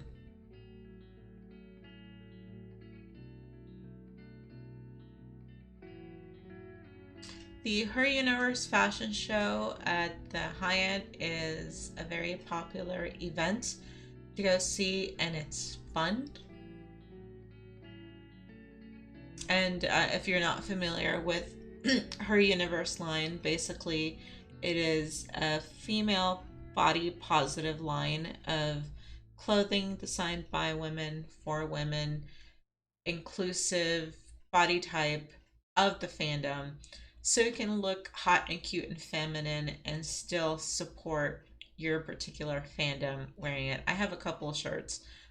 Doctor Who shirts, of course. I have like weeping angel wings on one of my shirts. They're really cute.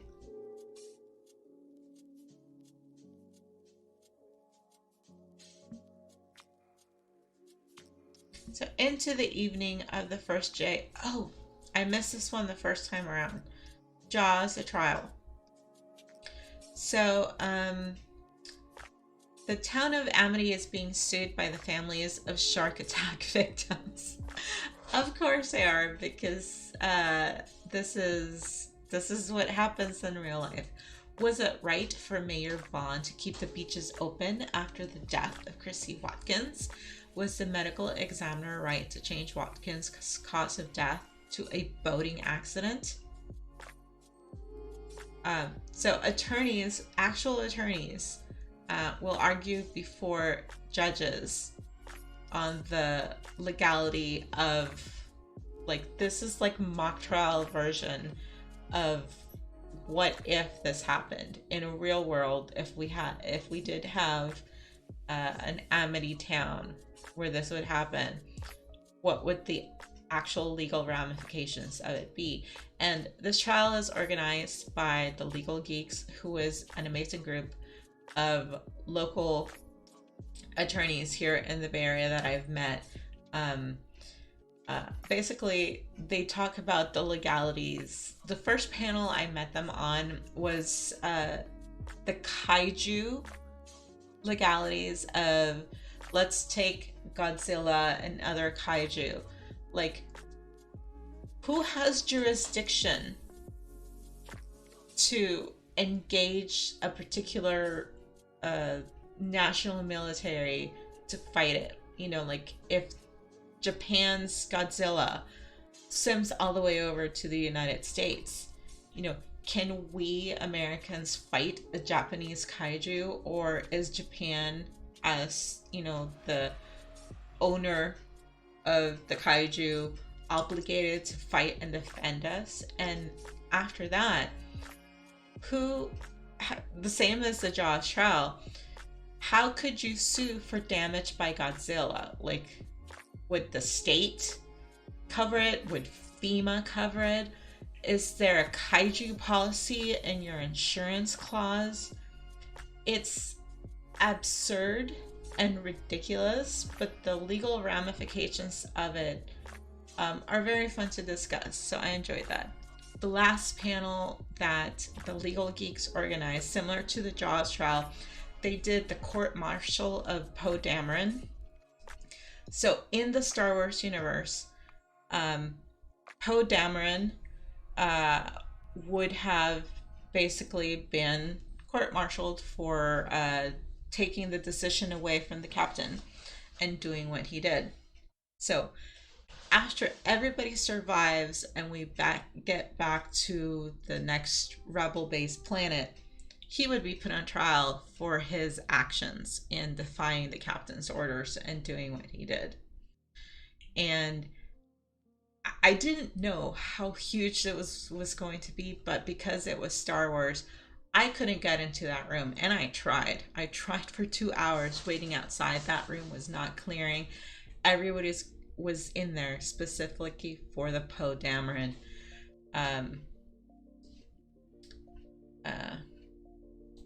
court-martial.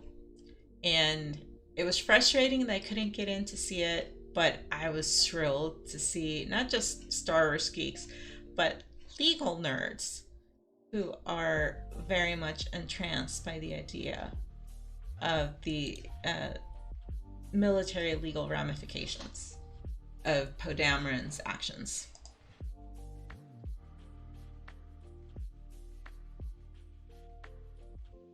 Solar Opposites, I saw a few episodes of this series. It's kind of cute.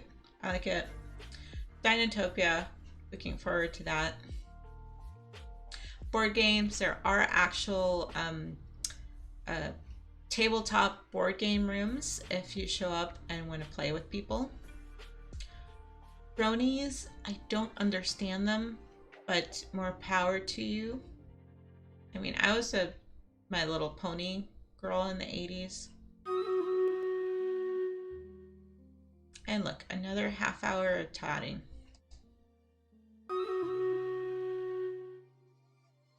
I think that was a delayed from the first one because I didn't hear it the first time around. I think if I switch to it, the sound won't play properly.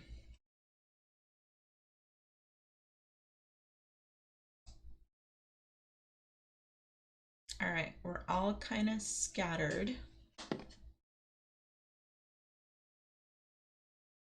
So I will go back and debuff over here.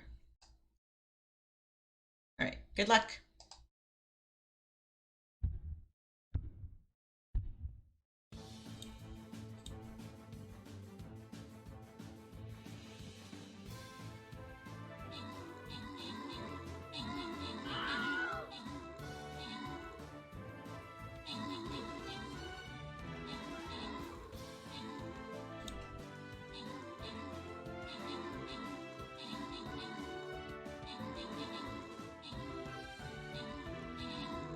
Again, we're getting split on two different fronts, but we won, so yes! And I got my ranged units. There we go. That's all I wanted. Okay, let's roll random. Congratulations, Frodo. You get a bomber scroll. Lahenu, thank you. You get a saint scroll. And Sassel, I am loving the name. You get a vampire scroll. All right, let's see what I'm getting. Okay. Diamond 2 badge, cool. Give me more crowns. Thank you.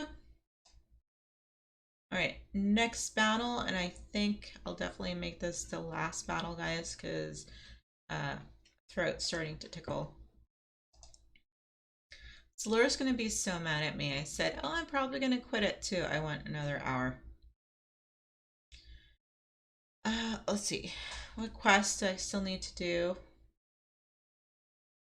Assists.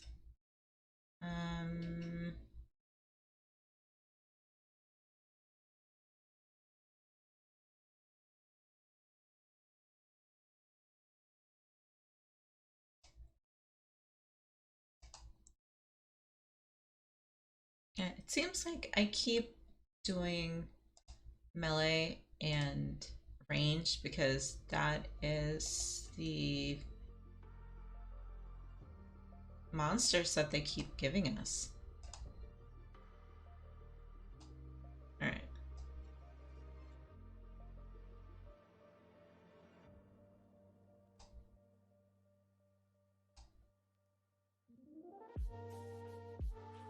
It's like the heart wants what it wants.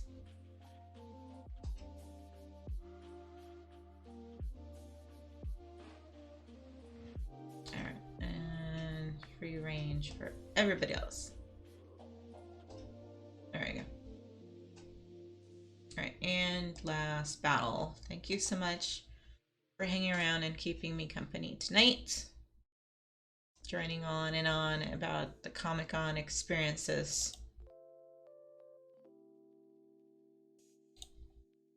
Because I'm excited, honestly. I get to talk about Comic-Con ad nauseum. Because there's just so much. One of my friends in my buying group chat on Messenger, she said we could be at Comic-Con, they could make it a whole week, and it still would not be enough time, and I wholeheartedly agree with it. Finally, we're getting to the evening of Thursday. It's taking forever.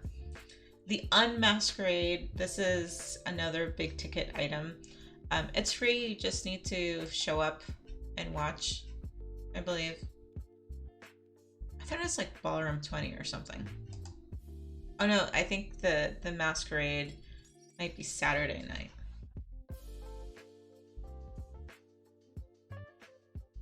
And for the rest of us who are not diehards and don't need to camp out the night before on Wednesday to get our wristbands to get into Hall Age, they graciously have Hall H and Ballroom 20 playback on one of the rooms. It used to be at the Omni Hotel, they would have a playback room going the whole day.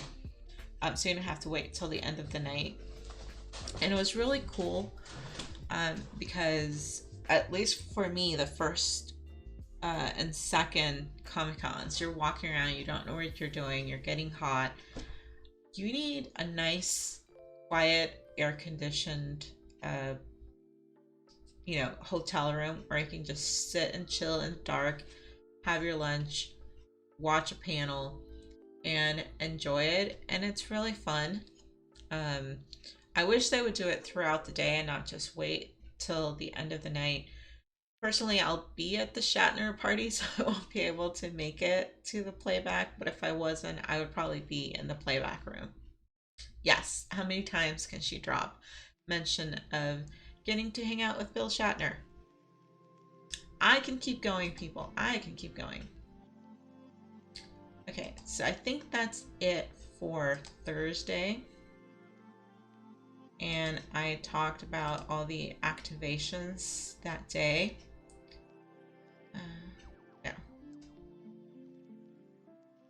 Oh, there's a pirate ship. So if you're a pirate fan and want to dress up as pirate, you can go. I think they're taking 80 people on the boat, and then they're casting or doing interviews. There's a cat cafe.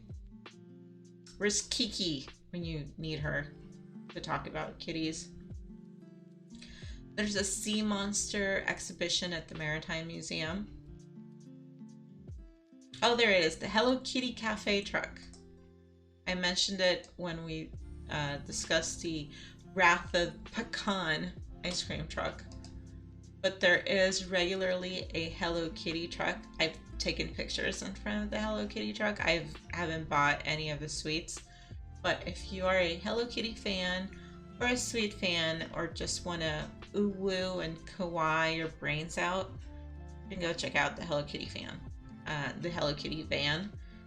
On one end they'll be serving, but they have like the decorations on the other side of the van.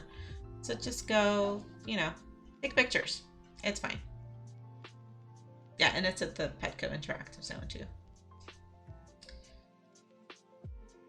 Oh, House of the Dragon activation, because of course it's the prequel series, the Targaryens. I'm a fan of the Targaryens.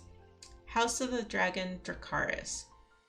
My very first Comic-Con, I went to the Game of Thrones experience, but I didn't know how these worked, and I decided to do it on the last day, and I decided to do it as soon as I showed up, which was like 10, 11 o'clock.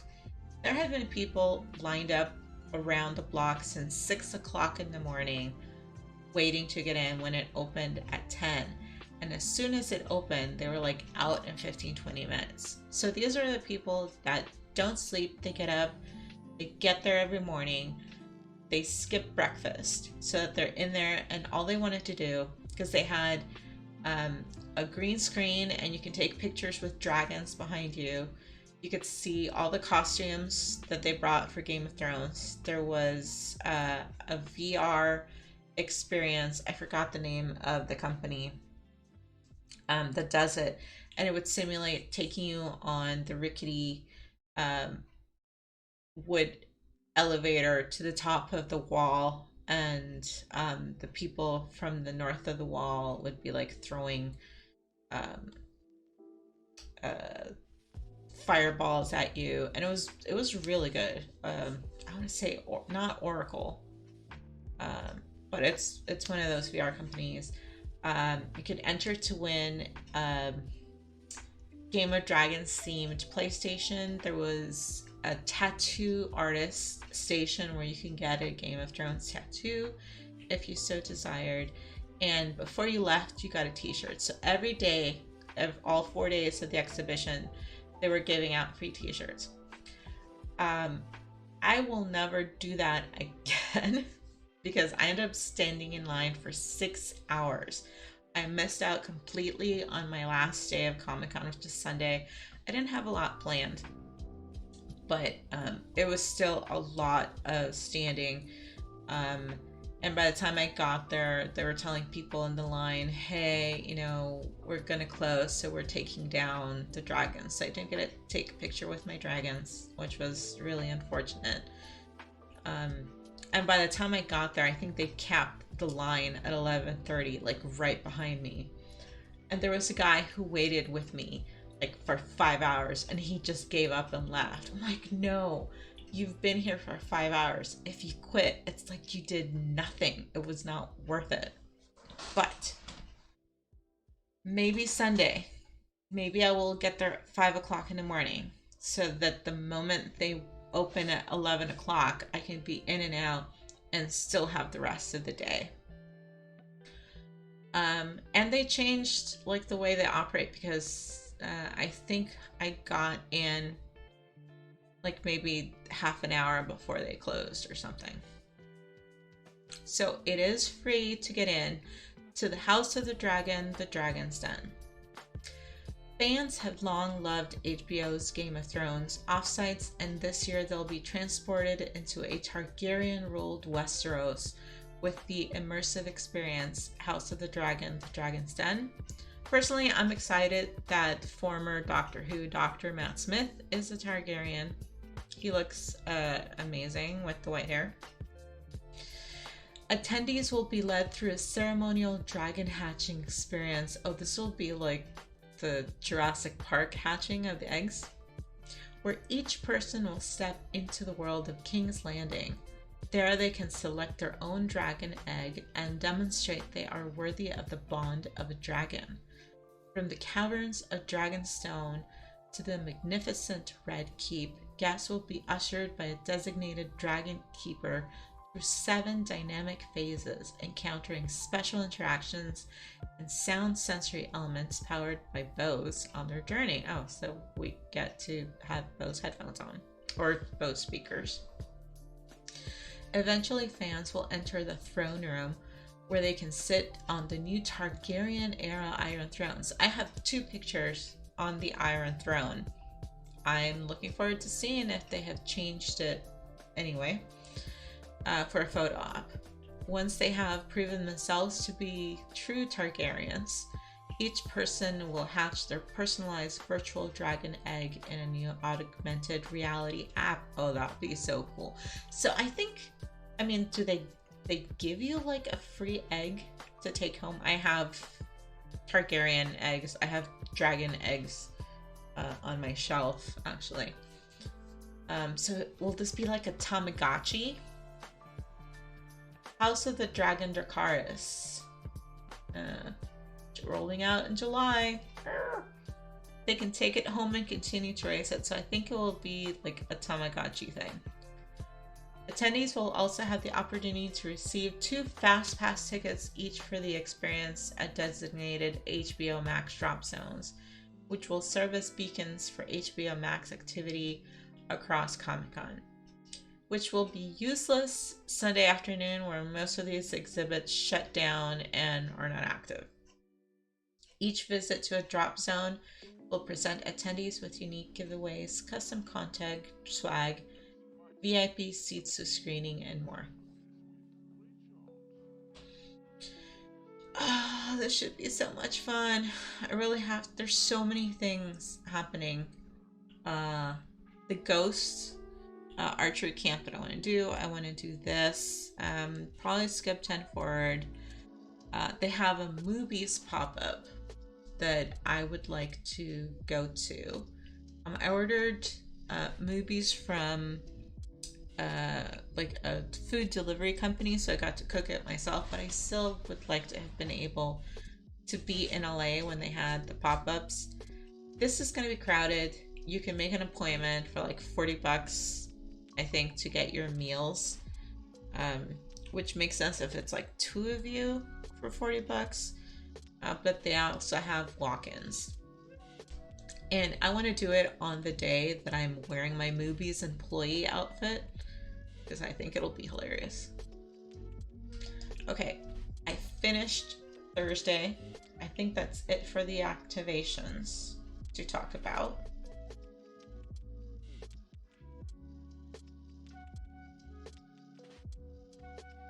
I will make Becca's life easier and actually get to the Marvel thing, I promise. I won't end stream until I do. Oh, Becca, if you're a fan of Stranger Things, one of the club is having a Stranger Things night.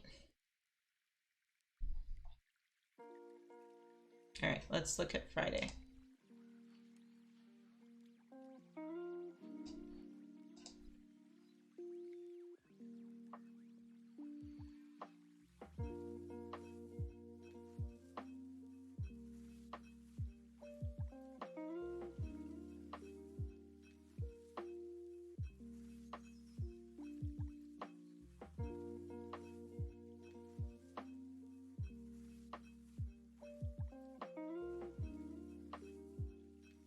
We are Groot, large cosplay and a budget.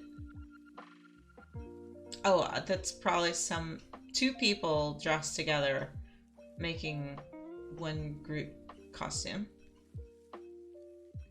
Across the universe on your screens, the Star Trek experience. Star Trek continues, people. It is here to stay for a while. Here we go. The all-awaited Hull H Lord of the Rings, Rings of Power experience. Prime Video's new series brings to screens for the very first time the heroic legends of the fabled Second Age of Middle-earth's history. This epic drama is set thousands of years before the events of J.R.R. Tolkien's books The Hobbit and The Lord of the Rings, because they are in the Third Age, I believe, for those books.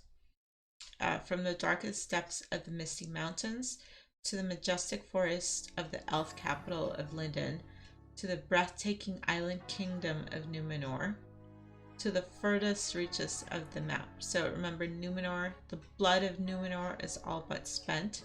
So these are the first men who were, I believe, gifted with the strength and speed and intellect by the elves, if I recall. So you can meet the cast, if I recognize anybody. I think Lloyd Owen, I may be misremembering, but that's the guy who played the Targaryen brother. I'm not 100%. But don't say anything.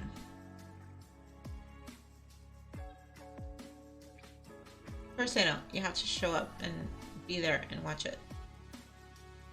Oh, but I do have, like, my shelves are littered with Tolkien stuff.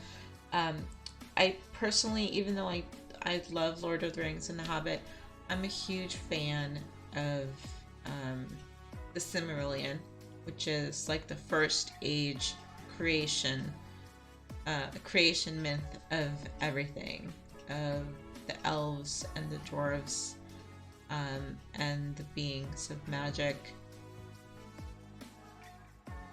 There's so much material still that Tolkien scholars and the family is still putting out a lot of content. I think I discussed this with my squad, but we will be in Ballroom 20 for most of Friday because the Marvel panel will be in Ballroom 20, so we will make it there. I'm hoping, crossing my fingers, that that we can make it, because if it's not in Hall H, it'll be in Ballroom 20, so it'll be a long line in Ballroom 20. But I'm usually at the Indigo Ballroom, and for John Barrowman's Ask Me Anything, which is always entertaining. But they're having the origin story you've been waiting for, Gremlins, Secrets of the Mogwai. I'm a 80s girl, so of course I'm a fan of Gremlins. I loved Gizmo the Mogwai. Magic, Mystery, Mayhem, and Mogwai. The cast and crew of Gremlins, The Secrets of the Mogwai answer your questions about the upcoming HBO Max animated prequel series. Okay, so it's not going to be live TV. It'll be animated. which makes sense. They will unveil the first clues to unlocking the secrets of the Mogwai that will leave you hungry for adventure. Just don't eat after midnight. Yeah, then you won't be able to sleep till 3.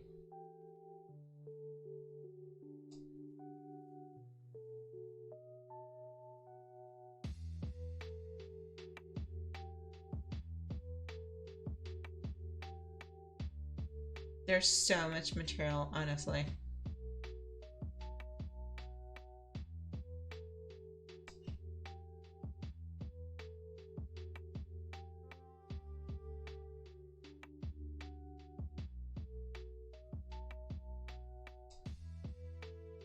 Sea of Thieves, for those who like Sea of Thieves.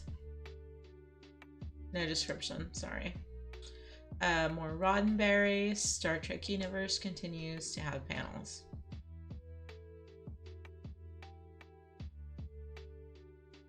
Frank Miller. I'm a fan of 300.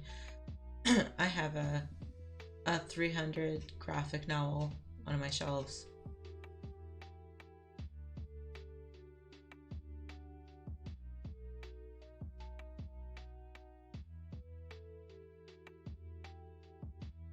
Inside the tortoise shell, I wonder if this is Teenage Mutant Ninja Turtles related. Oh no, it's just a comic book. It's Frankenstein's fault. Frankenstein, the scientist, not the monster.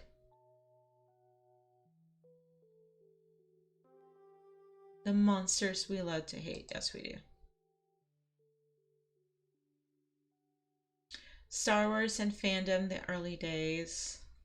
That sounds good. More heavy metal, Walking Dead for the Walking Dead fans. Gendy Tartakovsky. Okay, I am a fan of this. I know my friend HB is probably asleep by now. But Primal is an amazing show. I caught it on Adult Swim and Cartoon Network first season. I have high hopes and anticipations for season 2. Gendy, you may know him from Dr. Slab, Samurai Jack, Clone Wars, and Hotel Transylvania. That is his art, if you're familiar with him. So it is a very simple cartoon that conveys a lot of complex emotions. It is, I don't want to call him a caveman because he's not a caveman. Let's call him a Neanderthal. In a universe where dinosaurs and men would have existed together, he has a pet dinosaur. Basically, it is his buddy, it is his friend.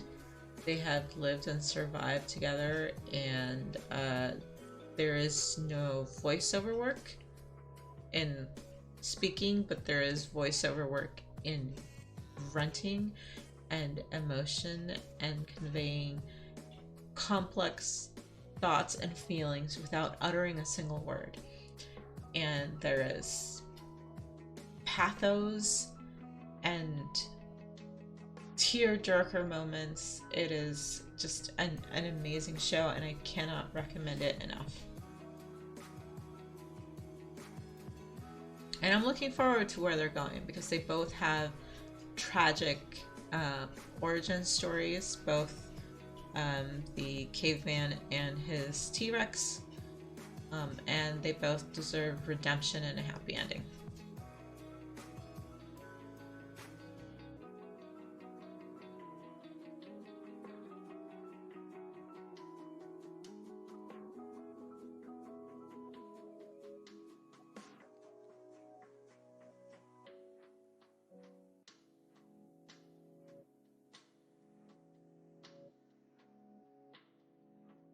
I don't know what a paper girl is, but I wonder if it's like a paper doll.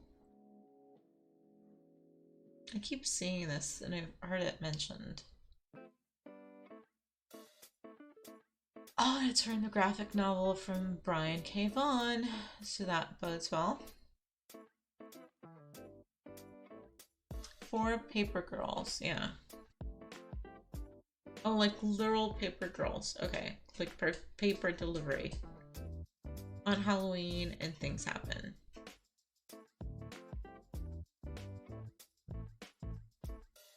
They get caught in the crossfire between warring time travelers.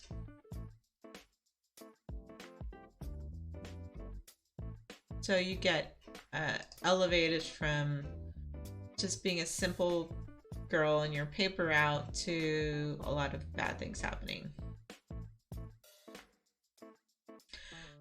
Rick and Morty, the Vindicators. Are we gonna get Vindicators 2, the Unseen episode?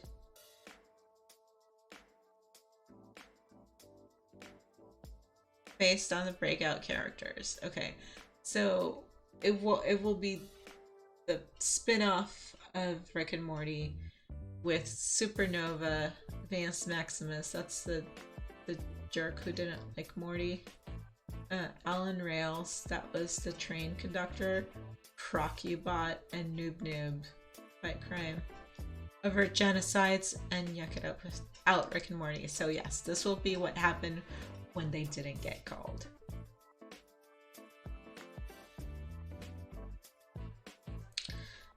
The world of Blade Runner. They are making, if you watch the Blade Runner Dark Lotus is also coming out on comic book form, and I am getting the origins as well. Everybody who likes cyberpunk, and what's the one that Giga was playing? It's like Noir Sea or something. You can thank Blade Runner for establishing that universe.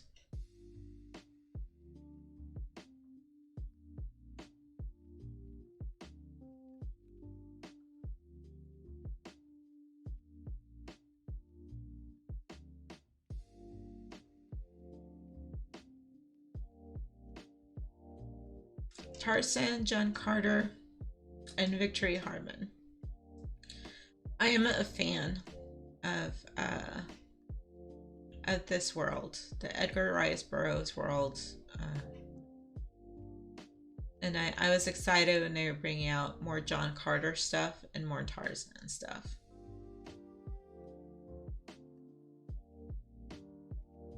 I was not happy with the John Carter movie, but I am a fan of the John Carter world and Dejah Thoris, Princess of Mars.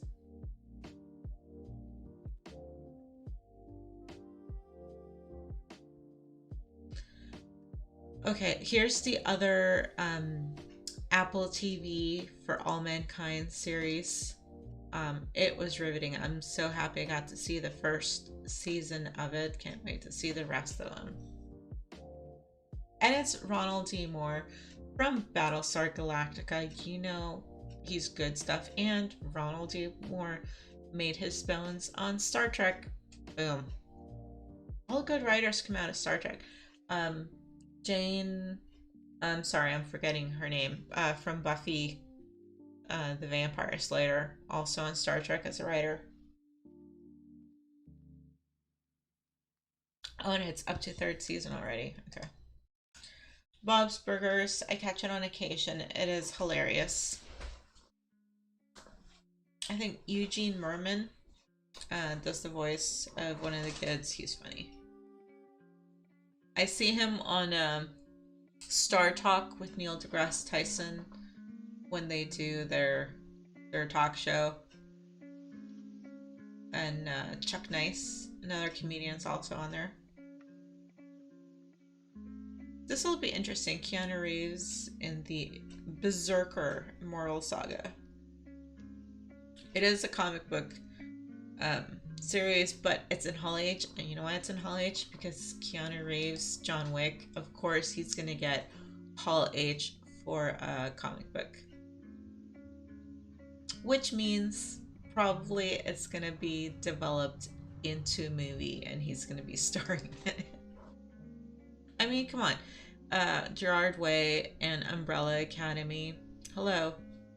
Netflix series. There you go.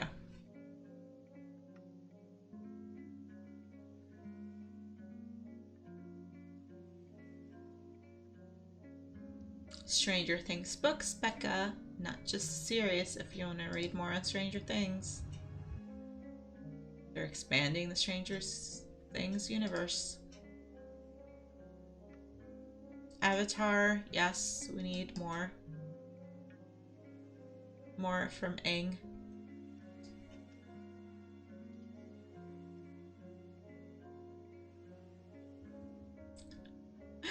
Of course, they shouldn't have killed his dog. John Wick, Gun Fu, and the New Age of Action. Everybody wants a John Wick because John Wick, Liam Neeson, they are like the grizzled, real life people that this is how it actually happens. They don't magically have tons and tons of magazines of ammo on their person. They look beat up. And they keep on ticking and fighting. Oh, here's another good panel for science, NASA, and the wonders of the Webb telescope. We are excited when the telescope got deployed. NASA astrophysicist and deputy project scientist Nicole Colin, scientist for exoplanet science, because there are exoplanets, people. Michelle Fowler, she is a card. I've seen her on documentaries. She's very, very animated. NASA astronomer and assistant director for science communications. They provided insider's view of the James Webb telescope and its first images being released this summer. I'm excited about that. They will reveal how Webb was designed to help humanity better understand the universe and distant exoplanetary worlds. Alright, this is the last battle. I'm so sorry. I didn't even get to the Star Wars thing, so I will, or sorry, to the Marvel thing. So I will get to it now, Becca, and we will wrap up.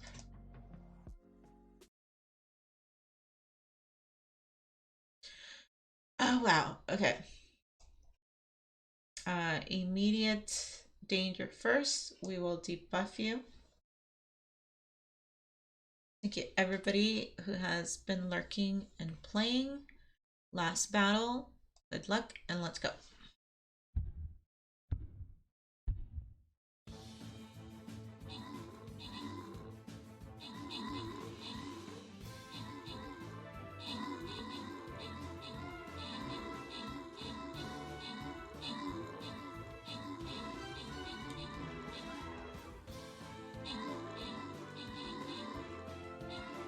Let's hope the odds are in our favor. 30 to 12.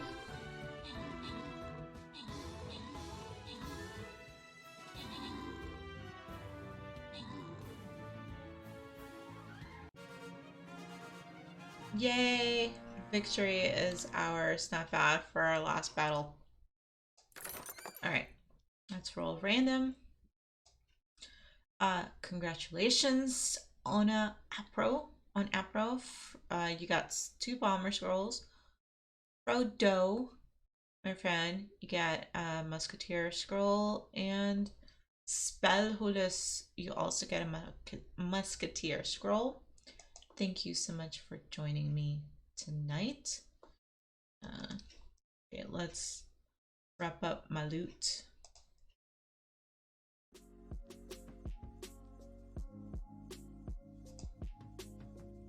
Okay, I got my ranged units. I still didn't get assist. Those are always hard to manage. I did win 8 battles. That means 4 hours of stream, people, because I got disconnected earlier today and had to split my stream.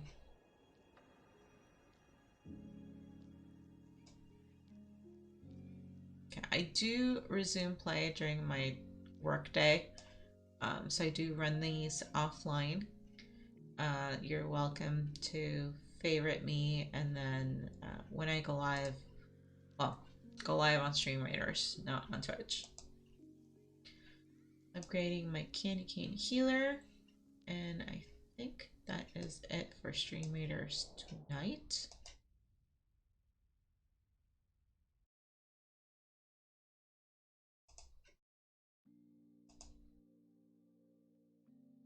All right, let's finish through the juicy stuff.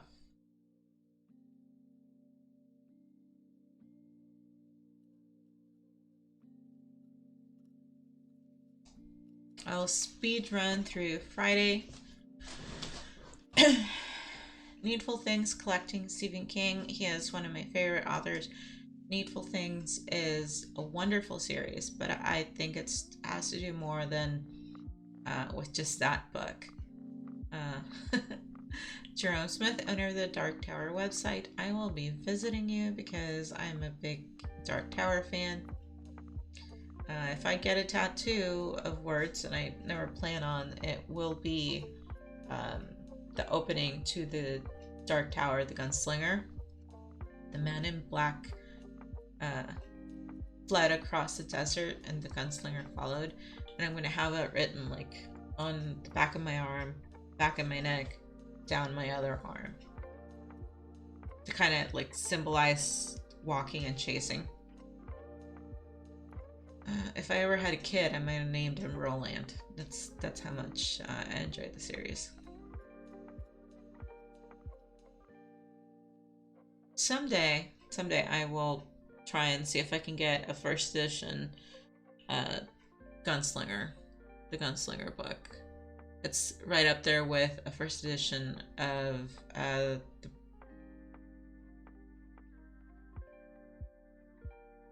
Princess Bride. Sorry, I was blanking. Rebooting Lost in Space. It's in my Netflix queue. I really need to see this.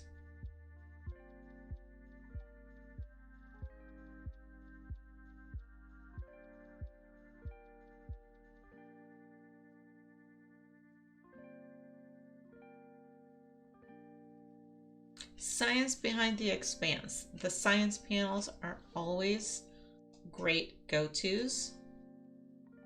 Everything a good space saga needs: murder, society at the brink of war, and civil unrest, a conspiracy, and dangerous alien technology that could wipe out everyone. Representatives from the Fleet Science Center explore the stories, the space science, and social science. I went to a talk from Brian Herbert and Kevin Anderson's Dune sequels, and they had the science of Dune. It was a riveting panel, so I definitely recommend all the science panels. This is the other one. I will be in Ballroom 24, which is Nander Forder and the Talking Mongoose. This is one of my company, Legion M's, projects in development with Simon Pegg, Minnie Driver, Ruth Connolly. If you're a fan of Supernatural, you will enjoy her. And it should be funny. And Christopher Lloyd from Back to the Future. In 1935, Hungarian-American parapsychologist Nander Forder began his investigation into a strange occurrence on the Isle of Man. An average British family, the Irvings, claimed to be haunted by a mysterious entity at their farm. Was it a demon, a ghost? No, it was a talking mongoose named Gif. Oh my god, Salur. His name is Gif.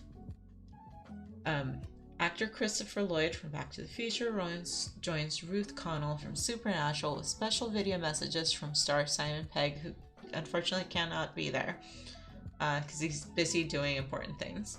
And Minnie Driver, Good Will Hunting, and director Adam Siegel from Chariot, which I found out today. My actor friend in LA knows the director, and he looks like a really cool guy. Associate producer Claire King from Legion M, and members from the film's creative team discuss how this wildly original story based on the true and very strange events made its curious path to the screen and how fans get involved. and moderated by our very own executive producer, David Baxter, also from Legion M. So, as an investor from Legion M, we are going to get reserved seating at Ballroom 20. So, I am looking forward to that. Wesley Snipes. Excuse me, The Exiled. I thought it would be Blade related, but it's not.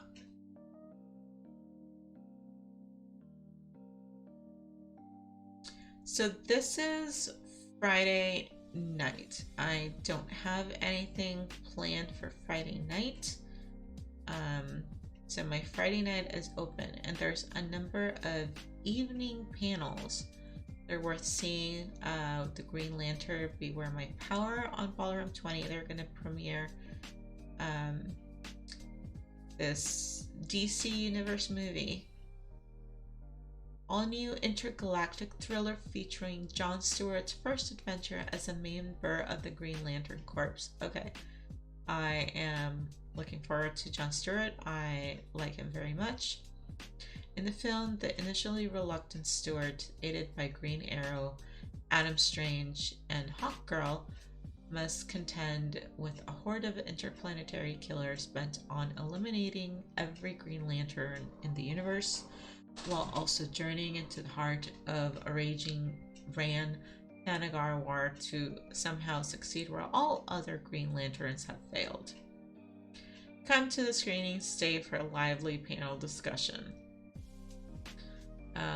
Aldous Hodge, I am a fan of his from Leverage.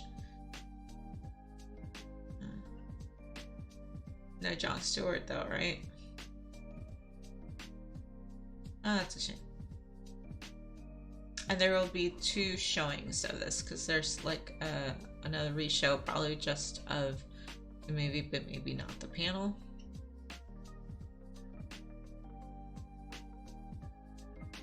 Law of the Star Wars Underworld. I think this is another one hosted by the Legal Geeks. I have this earmarked. From bounty hunters to powerful syndicates and smuggling runs, the seedy criminal underworld of Star Wars isn't for the faint of heart, but it plays an important role in the galaxy far, far away. Have you ever wondered whether Din Djarin could legally carbon freeze his bounties, or if, and for those of you who don't know, Din Djarin is the Mandalorian, or if Boba Fett had grounds to demand tribute in Mos Espa. Hello. Probably the same circuit judges from the Jaws trial are back. They venture into the Star Wars underworld to explore some of the biggest legal issues. They may have been, and I don't recall, don't quote me, if they were the judges on the court-martial of Poe Dameron from the previous Comic-Con. From the complicated business of bounty hunting to the shadowy operations of groups like the Hutts, Pikes, and Crimson Dawn.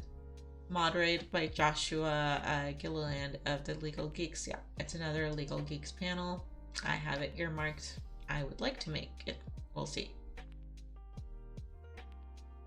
The science behind monsters, vampires, werewolves, zombies, and more. I mean, come on. It's science, people. Comedian Joy Lynn, author of Ted Ed's If Superpowers Were Real animated series and 8 science comic books. I didn't know that was a thing, but I'm looking forward to finding these. And friends will break down the scientific logistics behind classic monsters, such as how moonlight should still hurt vampires because it is essentially reflected sunlight. Yes, it is. And I will say this: Stephen King has a series started called American Vampire, and I'm a fan. Rafael Albuquerque did the pencils and the rest of the story. American Vampire is a new strain of vampires from the traditional Romanian vampires. Their weakness is not the sun. They can operate on the sun, but once a month, when there is a full moon, they are weakened the same way as normal vampires are weakened throughout the day. Boom. Sunlight and moonlight. Yes, I'm getting excited because that is one thing that should make sense scientifically. And how buoyancy may be the reason why the giant Game of Thrones dragons can fly like hot air balloons. There you go. Yes, they're literally big bags full of hot air. That makes so much sense.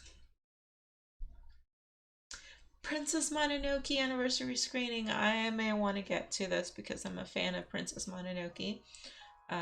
The American voice cast consisted of my very favorite first crush from the X-Files, Gillian Anderson as the Mother Wolf. Just saying.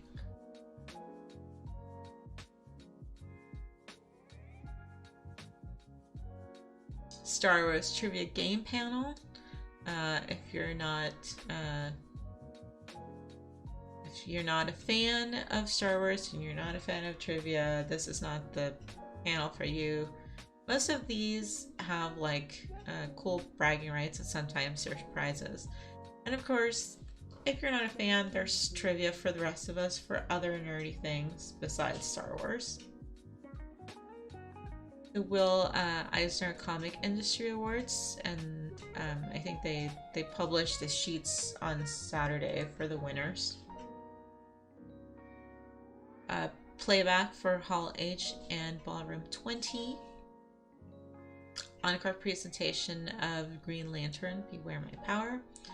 I keep saying I don't want to make this, and someday I might. Dr. Horrible sing-along blog and karaoke party. If you are a fan of Joss Whedon and Firefly and his projects, Dr. Horrible, it's timeless. Star Wars Samurai Universe, Dude Vader. I saw him. I didn't meet him, but I saw him last year when I went to San Diego. And there was again no Comic-Con, but they were doing like a charity blood drive from the San Diego Blood Bank, and I got I don't know if I've seen it. I have my ginormous loot llama from Fortnite. Big, huge Funko Pop. That's what I got for donating blood. They're like, you want a teeny tiny thing or a big one? I'm like, give me the big one. It was a pain to bring on the airplane on the way home, but I was bringing my loot llama with me. Hold on, I'm gonna show it to you guys because I have an actual excuse to show it. Right. I have my freaking tiara on it. Huge Fortnite loot llama. There you go.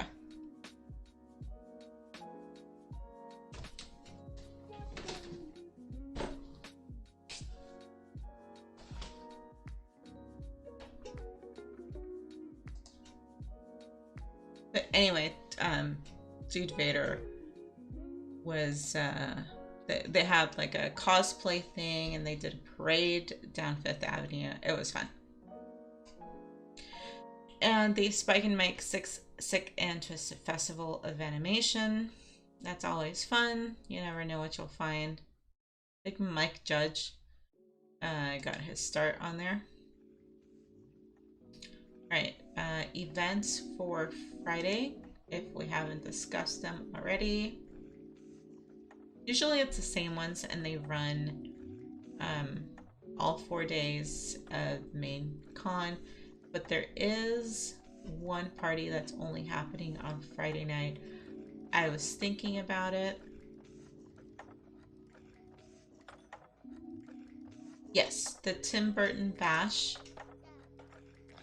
A party for the recently deceased. I put this on my Insta story. This should be fun. It is at the Sugar Factory, and at the last Comic-Con we hosted, we had a little Legion M area at the Sugar Factory. So it is a good venue. We also did the memory screening at the Sugar Factory and the interview with Alexander Philippe. It is pricey though. It is a $50 cover to get in there. And it's from the same people who do the Love and Thunder kickoff party on Wednesday night.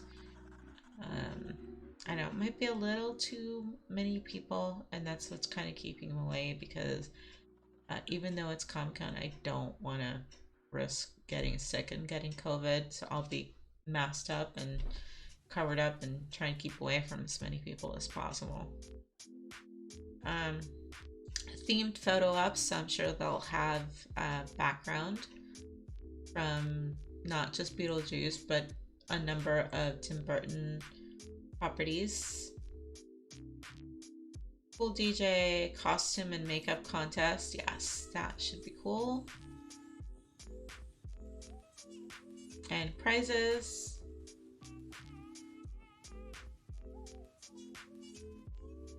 Of course, the drinks from the Sugar Factory if you want alcohol and sugar mixed into one ginormous thing. Or, you know, I'm not an alcohol person, so I'll just go for sugar, but late at night, you know, it's up to you.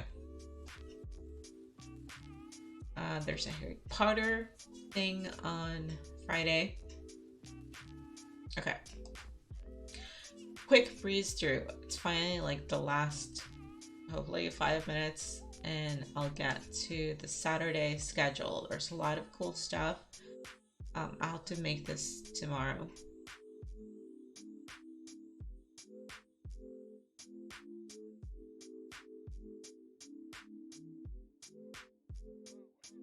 First time seeing it, so I'm not, I don't know what I'm gonna find that I'm gonna want. I think I breezed through Friday and I missed the Clean On lifestyle play.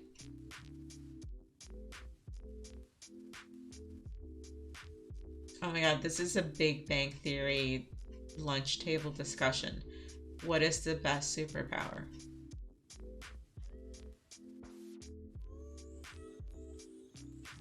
Oh, here we go. Another legal panel that I might want to be at. Comic Book Law School 303, fan clubs, role-playing game, and other hot topics. For the third and final gathering of this year's Comic Book Law School series, a panel of legal experts would shed light on some of the complex issues facing creators and businesses, and to touch on compelling legal issues and how they apply to comics and the pop culture scene. IP attorneys and other professors join them for a rousing discussion focused on real-world issues of importance to fans and creators. This year's topics are expected to include streaming concerns in the role-playing game space, copyright termination updates, including cases involving the Friday the 13th franchise and Top Gun. Interesting, since the sequel is out. That's very topical. And when and how fan club activities cross the line from fan celebrations to infringement. Yes, using things without a license could cost you dearly. And the blurry line in between, which is, you know, even though I'm a fan of Star Trek, Paramount is very litigious, and it allows for a lot of the I don't want to say unprofessional, but unfinished. Kiki! Hello, Miss Kiki. Good morning. Did you do your yoga yet? You should have, you know. And happy Sunday. Are you guys getting ready to watch your movies in a bit? I'm actually trying to finish. I've been trying to finish for the last hour and a half. But there's a lot to talk about Comic-Con, and I haven't been able to. But hello. It's Sunday. Yeah, it's Sunday. Or is it this Sunday, tomorrow Sunday, or like next Sunday? Oh, no yoga, no movement. Okay. No Sunday. I get you. Oh, so I was saying Paramount's very litigious. So if you do like a Star Trek fan film and it's not sophisticated, you're fine. You're good. But if you do a fan fiction movie and you have slightly elevated casting and production and directors and films, they shut you down. And this is the story of Axanar, which I invested in. I wanted this movie to come out, but Paramount just killed it, and all we got to see was like the 20-minute proof of concept. And I'm hoping that because they have all these Star Trek series coming out, somewhere they will find a middle ground to allow the Battle of Axanar movie to come out. What did I miss about the comp plans? Oh, I've been talking nonstop. My voice is kind of thrashed. I was gonna do just my Saturday because the Saturday schedule came out, but I started with Wednesday, and I'm finally just now 3.5 hours later getting to Saturday. There's so many things going on. So Saturday, I have no plans. I'm just looking now to see what I can do. Oh, and if I didn't mention it, I started halfway. So this is another MCLE class to get credit for if you are an active attorney who needs to update your license. So I'm just going through the panels that will be happening, as well as the activities off-site that will be happening as well.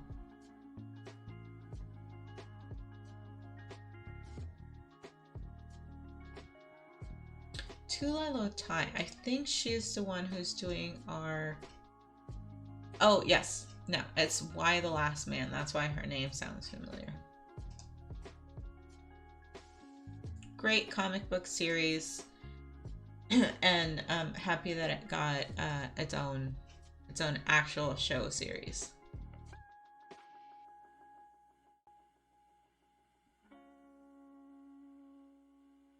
Simpsons panel for many years. Forget the stars, just the writers. Matt Groening drives this panel. House of the Dragon. Here we go. Hall H Saturday. This is what everyone has been looking forward to. Again, I am not going to make it to Hall H. I am not one of those dedicated people. I will watch this panel later. If not on playback that evening, I will watch it on YouTube when I get home.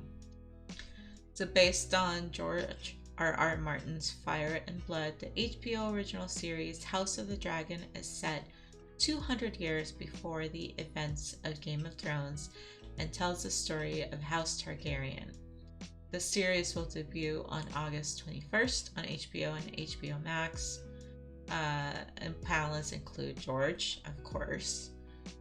And he's still not finishing the last book because he's busy doing TV. Matt Smith, who plays King Viserys Targaryen. Remember in the first series, Daenerys' brother was also named Viserys after probably this King Viserys. But he was not a true Targaryen because fire burned him.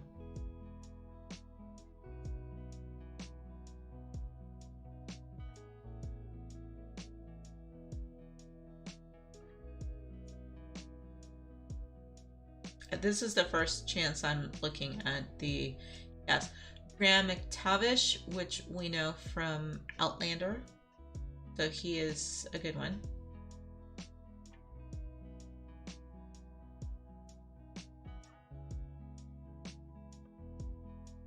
So I am looking forward to that series. Oh, all the Rays. I'm a fan of Ray Bradbury and Ray Harryhausen. Yes, the original Jason and the Argonauts and Clash of the Titans classic.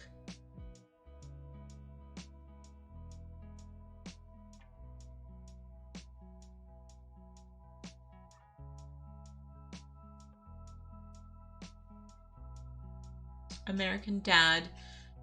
All the Seth MacFarlane panels are worth it. American Dad, Family Guy.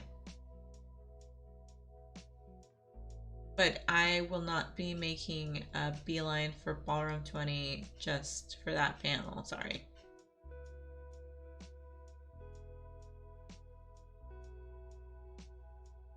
The future of Doctor Who. Okay. This I have interest in. Huge and exciting changes are ahead for the iconic BBC sci-fi show Doctor Who.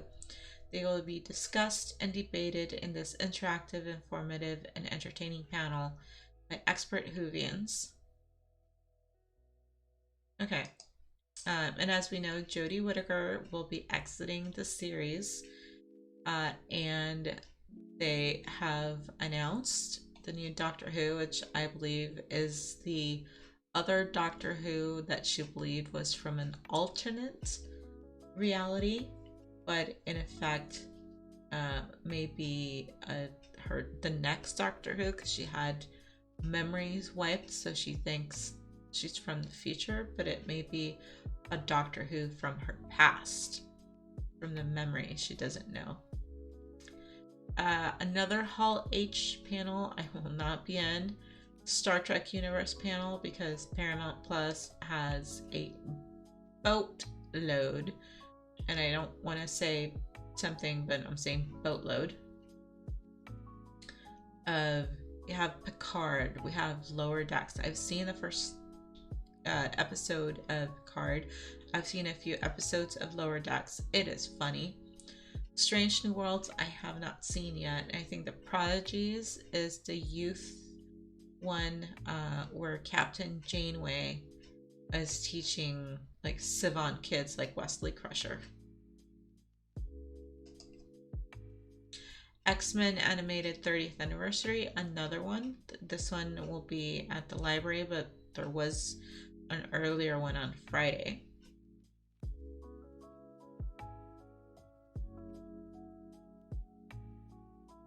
Oh, here we go. Science panels. Get ready for living in orbit. Private space stations are here. Yes, the future of space will be privatized. Imagine, and it's funny because they had this on a Doctor Who episode with I was saying during the David Tennant years. Big Brother in space, or like in a space station. So this could happen. For almost 100 years, space stations as we think of them today have been a staple of science fiction. In comic books, the Justice League have their watchtower. S.H.I.E.L.D. has their peak, and even villains like Magneto and of course Darth Vader have been known to build fully operational orbital stations. At last, humans are now on the cusp of launching and inhabiting space stations that are privately developed ones that hold the promise for regular citizens to live in space. Learned from Mike Massimino, a former NASA astronaut. He has his own series on not Discovery, but Science or National Nat Geo channel, I believe. I like his show.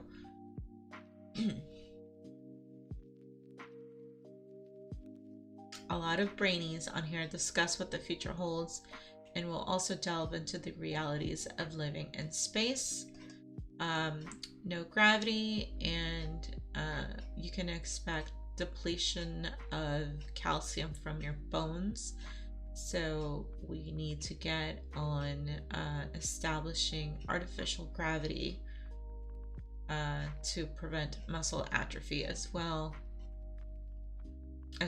as your circulatory system issues, and we don't even know since the topic of fertility and babies is being so debated right now, how that might affect forming fetuses. If we're living in space, what that will do to our future as a human race. J. Michael Straczynski, hello Bab5. Yeah, Bab5, great show. Mandalorian, Under the Helmet. Oh my goodness, this is another one to checkmark. The Mandalorian is a complicated character, a loner who becomes a loving caretaker, a bounty hunter who learns compassion. They talk with experts about the man behind the mask. Share insight into Mando's changing loyalties. Real life bounty hunter shares stories from on the job. This kind of recalls the legal panel on what bounty hunting life in the Star Wars underworld might entail. Creating of the Beskar arms and armor. Ooh, that'll be cool.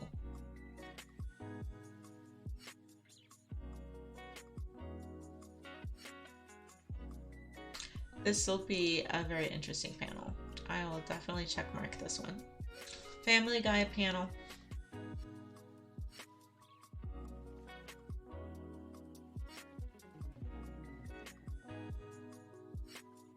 Marvel Comics still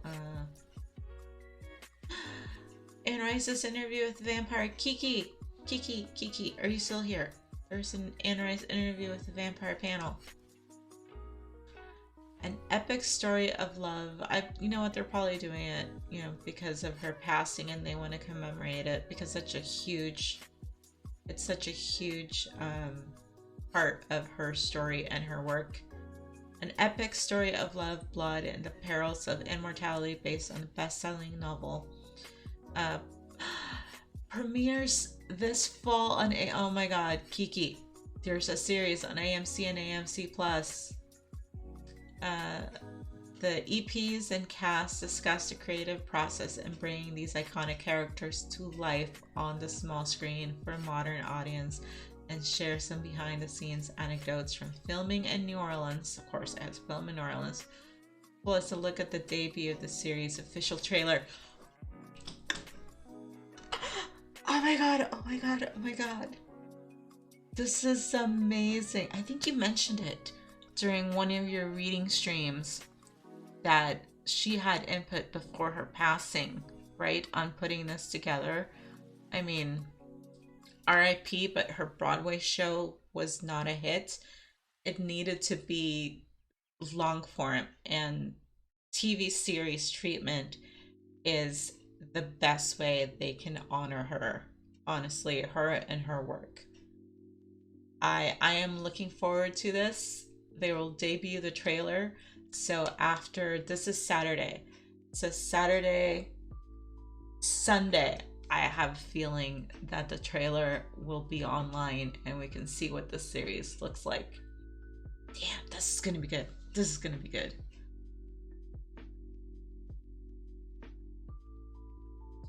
I am so looking forward to that. Oh, okay. Oh, do you want me to send you the link to this? Hold on. I'm just looking at the schedule.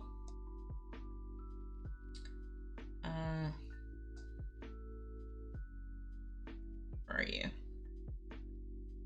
Kiki. Yeah, so I'm just going through the schedule of the things that I want to look at while at the con. So there's nothing else besides this. Oh. Yeah, as soon as the trailer is out, trust me, because I'm coming back to the hotel room that day. Oh, and I will, yeah, I'll put it on the old Discord thing. I am so looking forward to this. Let's see, a library discussion on Game of Thrones and the House of the Dragon.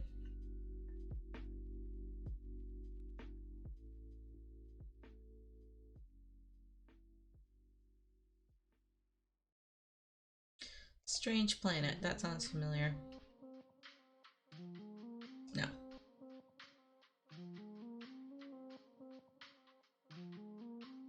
Sandman. Of course it's Hall H because it is Neil Gaiman. And I am looking forward to the Netflix series. I am a fan of the comics, so I am looking forward to that one. Prepared to enter The Dreaming as the live-action adaptation of Neil Gaiman's beloved DC Comics series arrives in Hall H. There is another world that awaits us when we close our eyes and sleep. A place called The Dreaming, where the Sandman, Master of Dreams, played by Stom Sturridge, gives shape to our deepest fears and fantasies. But when Dream is unexpectedly captured and held prisoner for a century, Dream is his sister that I believe he goes on a quest to free and find. His absence sets off... No, Nyx is his sister, I believe. His absence sets off a series of events that will change both the dreaming and waking worlds forever. The Sandman is rich, character-driven blend of myth and dark fantasy woven together over the course of 10 epic chapters, so it'll be a limited series. Following Dream's many adventures, but there's so much material. It's like, you gotta do another season, come on. Be among the first to find out what's in store for the groundbreaking series, as well as some Comic-Con exclusives and surprises. Of course, all the stuff that we'll have to wait to see online, and it debuts August 5th on Netflix.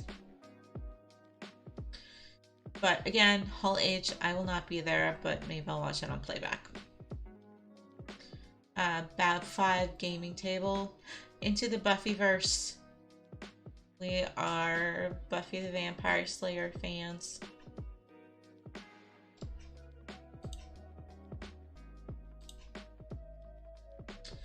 Celebrate the 25th anniversary of Buffy with a discussion of beloved villains and fan favorite characters from Sunnydale.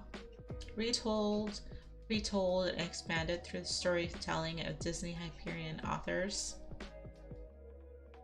Yes, I was reading the Buffy comics for a while. The Orville, I still haven't watched, but I know it's funny. One day I will get to it. There's too many things I haven't gotten to.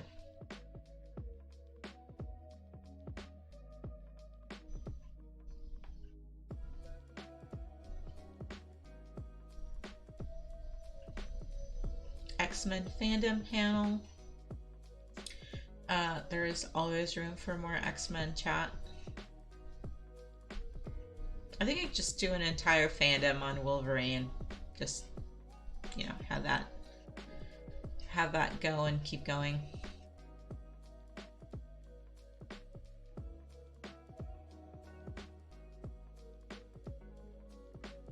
The players of Mythic Quest. Okay, this is the other Apple Plus TV series, Ballroom 20. I don't know if I will make it in there, but I watched the first season and this is great. The programmers of a very popular video game, kind of like The Office, you know, talking heads kind of thing. It's a very funny show. Creator and executive producer Rob McElhaney joins co-creator, executive producer, and showrunner Megan Gans. David Hornsby, he's a funny guy. They dive into the critically hailed Apple TV Plus workplace comedy with Craig Mazin, very funny, and share an exclusive first look at the upcoming third season. I am looking forward to this. And they talk about streaming on Twitch. That's why I was so excited. I'm like, I know what they're doing. Which, one thing I didn't know, apparently, but Kiki, you and Jigo probably know this, video game companies have their own plants of developers, or you know, the test players. They will actually do their own you know, Twitch or YouTube or whatever platform they use to stream on, to try and like promote company games, and that's very interesting.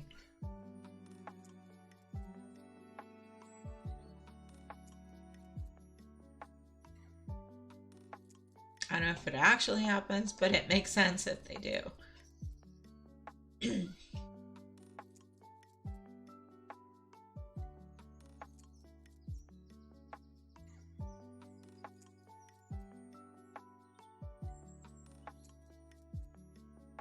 So we had the Sick and Twisted special, Sick and Twisted Festival and Animation, for Friday night. So Saturday afternoon, you get the regular Spike and Mike's festival with animation shorts. Spotlight on Phil Lamar. And here's my company's panel. Legion M, how fans are disrupting Hollywood by equity crowdfunding. So if you want to know, I'll get back to that one if you want to see it. And hello, Ike Gross. You are up really early because you're on the same time zone as me, as I am. It's almost 4 a.m., sir. What are you doing up? Legion M is the world's first fan-owned entertainment company. I need to have my elevator pitch down because I have to say this so many times. Oh yeah, for me it's really late because I haven't gone to bed yet. I was supposed to go to bed 2 hours ago and I still haven't finished my stream. Through equity crowdfunding, they've made it possible for anyone to become an entertainment investor. Get an up-close look at how Legion M has brought to the big screen such films as Kevin Smith's Jay and Silent Bob reboot. I will be doing my movies cosplay on Saturday, and in fact, because my company's panel will be on Saturday, this makes sense. So I will go to the panel and I will dress as my movies. And we have as investors, we have reserved seating for this panel. So I will make it to Ballroom 20 for this one. I'm promoting the merchandise. Nicolas Cage's Mandy, I love that one. And how you can be involved too. Our execs will be there. The latest projects, the Halloween Thrill, Man in the White Van with Sean Astin. Oh my God, my friend who provided the hero car for Arch Enemy, he found the van for the white van. It was a yellow van, but they had to paint it white. Sean Astin unfortunately will not be there, but he provides a video message. And we filmed this in Louisiana, by the way, during a lot of things happening. Yeah, some days you just can't get to bed. Yeah, Jay and Silent Bob, Kevin Smith and Jay Muse are investors, and Kevin Smith is on our advisory board as well. All right, let's do this spotlight on Phil Lamar. Yes, known for Mad TV and Pulp Fiction, with his brains in the Nova, and his extensive voice acting career with roles, animated series, will be ruthlessly interrogated about his journey from an 80s comic book fanboy to the voice of iconic characters in the DC, Marvel, and many other fandom universes. This will be a good chat with Phil.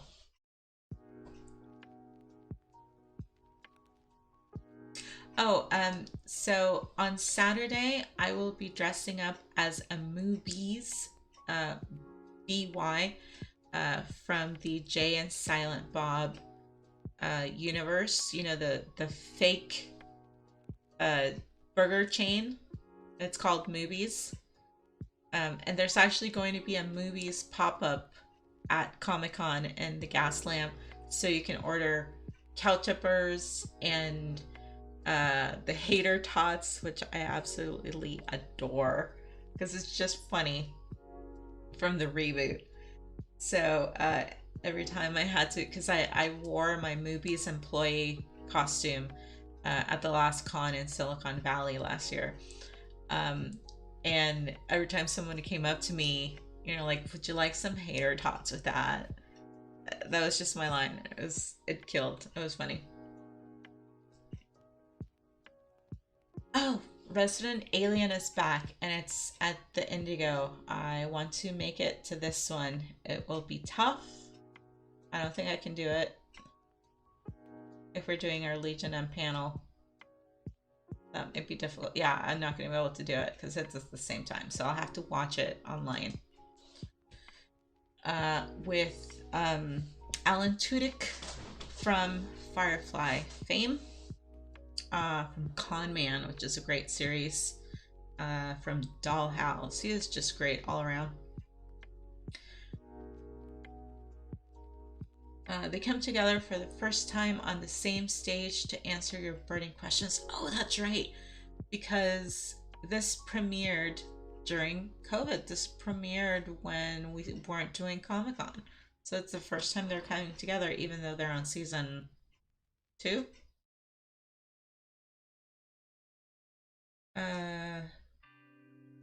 Exclusive look into season 2, premiering August 10th. Yes, hell yes. Yeah, definitely put it on your queue. It is very funny. Okay, here's another great science panel. The end is nigh. Well, it's Bill Nye. Thank you for the alliteration. Bill Nye the Science Guy is back and hosting an all-new science disaster series because, why not? With co-creator Seth MacFarlane and Brandon Braga. Side note, Seth MacFarlane is an executive producer on the new Cosmos series that Neil deGrasse Tyson is doing. So it makes a lot of sense for him not just to do Family Guy and American Dad, which, are still funny and crack everybody up, but for him to be delving into more science-related and oriented programming. I don't know how comics can go into that, but they do. And of course, Brandon Braga, we know from Farscape and Star Trek. Each episode of the Peacock series, and it's going to be on Peacock, explores an epic global disaster with engaging visual effects spectacles, then demystifies them using science to show how we can survive, mitigate, and even prevent them. Sprinkled with, of course, Seth MacFarlane's signature humor, this timely series explores end-of-the-world scenarios with Bill Nye at the center of it all. Yes. Brennan Braga, Orville. Oh, that's right. He's on the Orville. That's another one that I need to watch. That's funny. They debut the official trailer and share exclusive sneak peeks. Yeah, this is the hour for American Dad. And Bill Nye has cameos at the end of all of Neil deGrasse Tyson's Star Talk series, so I'm a fan.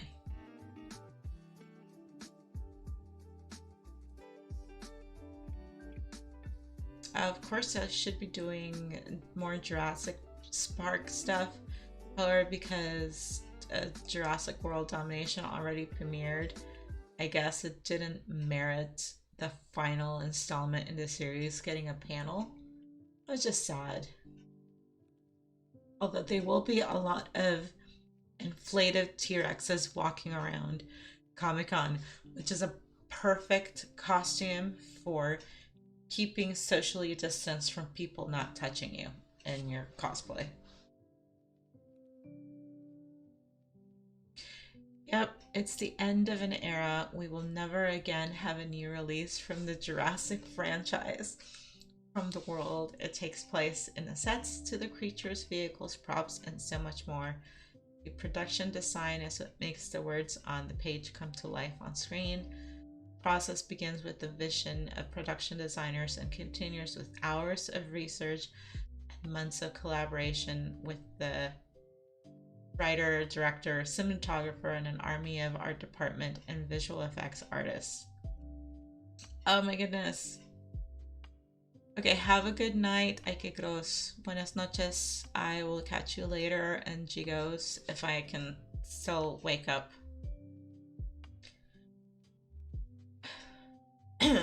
Yeah, good to see you.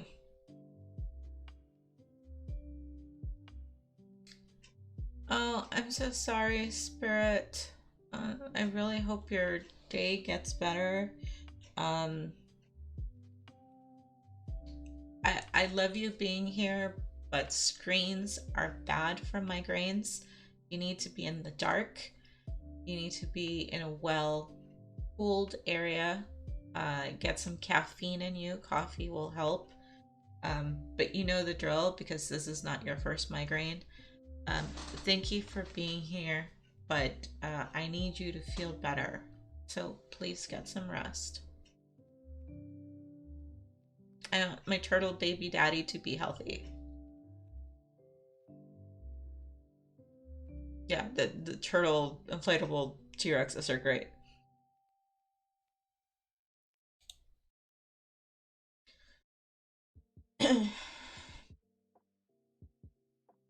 There is still a Walking with Dinosaurs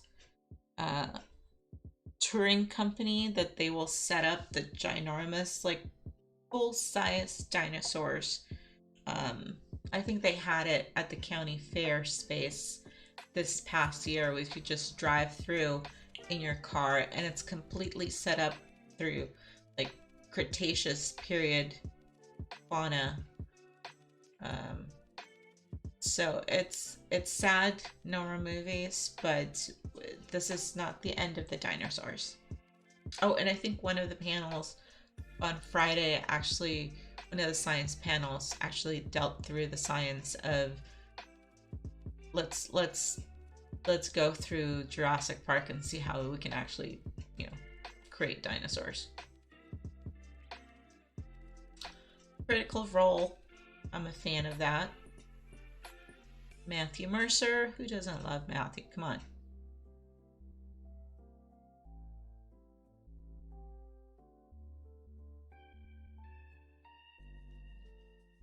Marvel Studios, this is the panel. I don't know if Kiki's still, not Kiki, Bexy is still here. Probably not, because I talked about everything, but I finally got to the Marvel panel and she's not here. It's her day off, but you'll see her when she shows up for your movie night later. And of course, it's like they're punishing everybody who goes to Hall H because it won't be till 5 p.m. So you will need to have stayed in Hall H all damn day before you even get to the coveted Marvel Studios panel. And of course, no description whatsoever, which is why poor Becca was so upset. Kevin Feige will be there. She's hoping. Scarlet Witch will be there. What's her name? Olsen. I will watch it. Excuse me. I will watch it on playback. I will watch it on YouTube. But sorry, it's not gonna happen. Another Star Trek panel because this con is all about Star Trek. You would think we'd have more Tolkien panels, or yeah, because of the new Rings saga series, but no, it's all about Star Trek. I don't care. I'm getting to meet Bill Shatner. I get to meet Bill Shatner on Thursday. I am not complaining at all. I get to watch him at a party, play music. I will be dressed as Uhura, walking around with my own little tribble. I am so happy, you don't even know.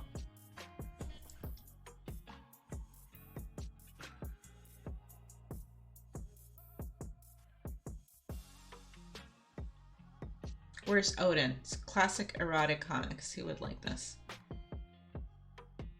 It might not be TOS to talk about it on Twitch, but I'm sure there will be a number of people in that room, and it's room 29 CD, which means it's a double size room. When they have 2 letters or 3 letters, it's like a triple size room. So they anticipate a large group of clouds flocking to the classic erotic comics panel in the late afternoon. That's all I'm saying.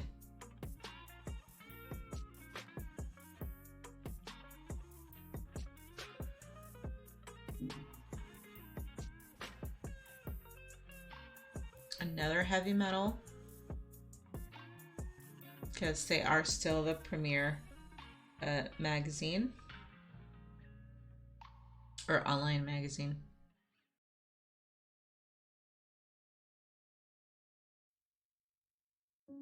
Oh, this is funny. This is because first we had the don't call something gay because it's inappropriate. If you want to call it lame, don't call it gay. But now, thanks to the retrograde theories of Florida and other idiotic states that are saying, don't say gay in the classroom, don't even indoctrinate our poor children with the idea of being gay. Well, you know what? Taking it back, we're gonna say gay. We're gonna say gay about everything, because you don't want us to say the word. We're going to do nothing but say the word. And of course, queer comics and all the panels related to it.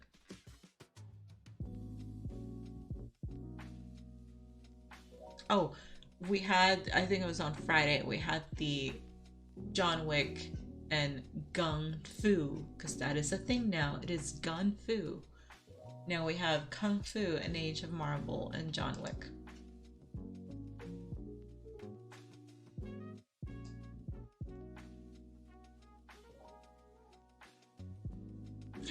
More Studio Ghibli. What else is being put out?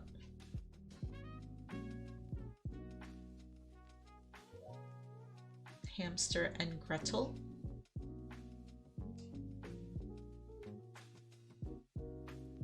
Oh, this will be cute. This will be like the Gnomes movies, except it'll be hamsters. Because they did Romeo and Juliet, the less popular Sherlock gnome. Now we will have Hamster and Gretel. Okay, this should be cute. Okay, this is our other Legion M panel, Dark Knights and Daydreams from Batman to Broadway. So Michael Uslan, the boy who loved Batman, he has the rights to the Batman story. So we are working with him on projects, and he is getting his story out and putting it on Broadway. How far would you go to make your dreams come true?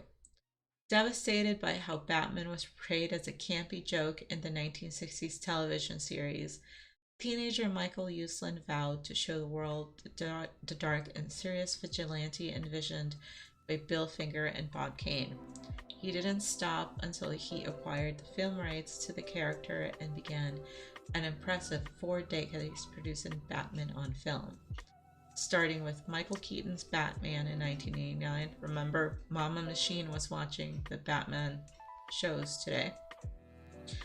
Now Michael's story is on its way to Broadway. Batman franchise producer Michael Uslan, a producer from Beauty and the Beast, our very own Legion M VP of Development David Baxter participate in a lively discussion of the journey of adapting Uslan's inspirational memoir, The Boy Who Loved Batman, for the Broadway stage, along with fabulous Batman Q&A, because of course we're going to talk about Q&A and who the best Catwoman is, and Eartha Kitt and why. And again, as an investor for Legion M, I get reserved seating for this panel. Yay. I can try and make it. Just grab a snack along the way and run. Adapting Neil Gaiman's work. I am looking forward to Mirror Mask. And no, Mirror Mask already got done. Neverwhere. Neverwhere is the next project besides Sandman that I'm waiting for.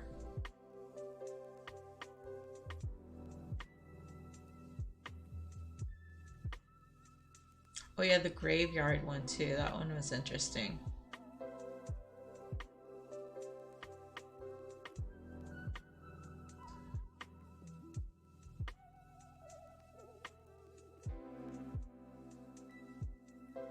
Of course, and another legal panel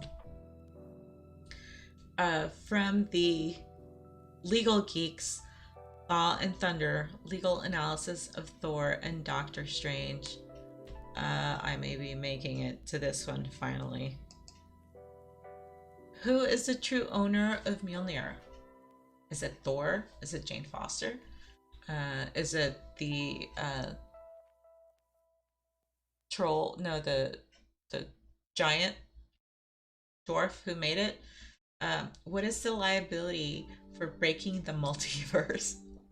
What are the legal defenses for Wanda of 8838 for being possessed by Wanda of 616? Yes, because I finally saw the Doctor Strange 2 multiverse. And is there a cause of action for Sue's flicking too hard and getting Thor naked? Because, you know, that exposes him to so many issues. You know, it's humiliation, libel, defamation. What's the third one that they always get a lot of money for? You know, injury and hardship. This panel of lawyers gives their legal analysis of Doctor Strange, the Multiverse, and Madness, and Thor, Love and Thunder. Again, the judges, we just did the Jaws trial for Amity, the city of Amelie, and all the liabilities of the shark attacks, and why the mayor should have shut down the beaches after the first death. And I think these are the same judges again from the court martial of Poe Dameron, which happened 3 years ago, which was a huge panel. So a lot of legal nerds. And now I think this is going to be a hot panel. I'm probably not going to be able to get into it because all the Marvel nerds are going to want to come to this panel. It is great. The first Legal Geeks panel I went to was the liability of kaijus rampaging through different countries and whose country was obligated to defend, and will FEMA cover it? Will your insurance cover it? You know, there's so many unanswered questions, but a lot of legal reasons to discuss it because it might happen. Which reminds me of another series that unfortunately got canceled with Alan Tudyk as well. Powerless, and Ron Funches was in it, and who's the other girl from High School Musical? I can't remember her name, but basically in the universe of superheroes, what happens to the everyday real people who are not superheroes? They need insurance, they need protection from superheroes rampaging, saving the city, but causing chaos and mayhem. So it's like the Marvel Universe Accords of the city.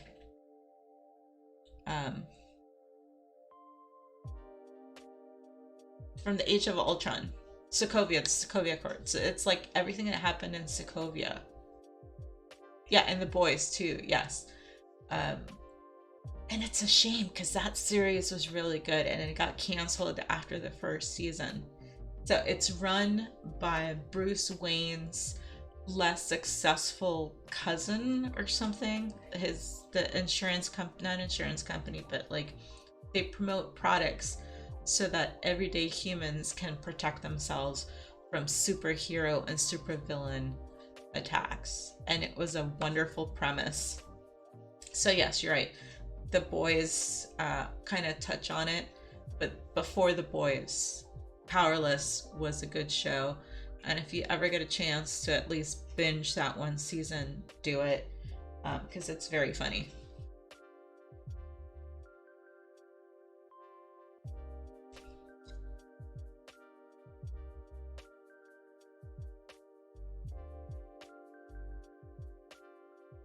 Hello, Pikachu. How are you, sir? I saw you lurking.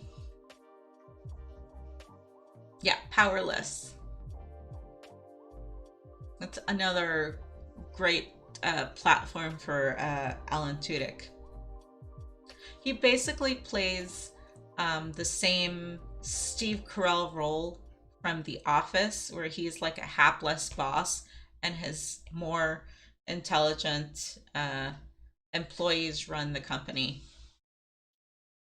But you still feel a lot for him. And of course, playback for Saturday in the evening. We'll see if I'm doing it.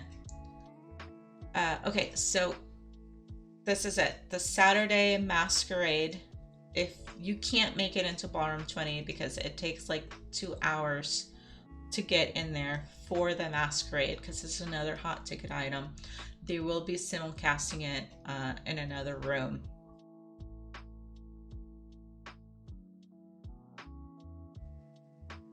Are you no longer feeling pretty good? Did something happen? You're up late too, or up early. I don't know which time zone you're in. I think you're East Coast, like 7:20 for you. Why am I awake? At this point, Kiki, I might as well stay up and make it to the movie thing, right?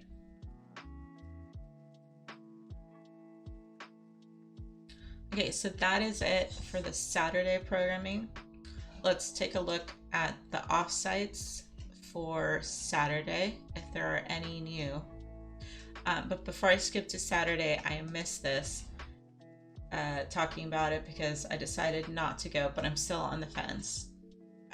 We usually have a Comic-Con pre-party the day before, which is the Ready Player One themed party, which is 80s themed, and I love it when I was at LA Comic-Con. So the one for this one is called Ready Party 1, which will be Love and Thunder themed, and they have cover bands, you know, come in your best Marvel Thor universe cosplay. A lot of stars actually make it there. The one at LA Comic-Con, one of the actors from Stranger Things was coming out as we were going in, so my girlfriend, who brought me in with her VIP tickets, said like, here, let me take a picture, and she got a selfie with him. In less than an hour. Yeah, I might start snoring if I join you guys, but I'll probably just, you know, have you guys on headphones and listen. Well, somebody will suggest and vote on it. Oh, the flux capacitors. That's the cover band that usually plays, because it's, like I said, Ready Player One, 80s theme, so it is, they usually do the, you know, Back to the Future 80s.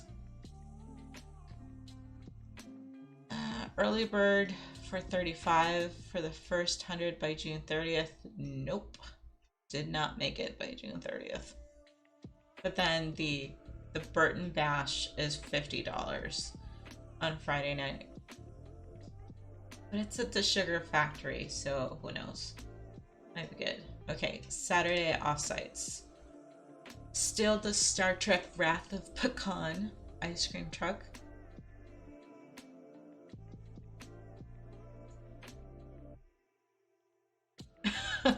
Oh, wow. Somebody was actually listening to me ranting about Greek mythology. Thank you. This is why I talk. Someone's listening.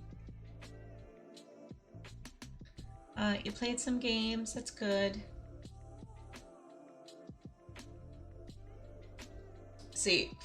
All my undergrad is just coming back, and I have random stories about it. Did you hear me talking about I think when I got to Scotty Young doing his panel, he partners with Eric Shanower, who has an Age of Bronze comic book series, which is basically based on the first part of the Iliad, which I have read many times throughout my life.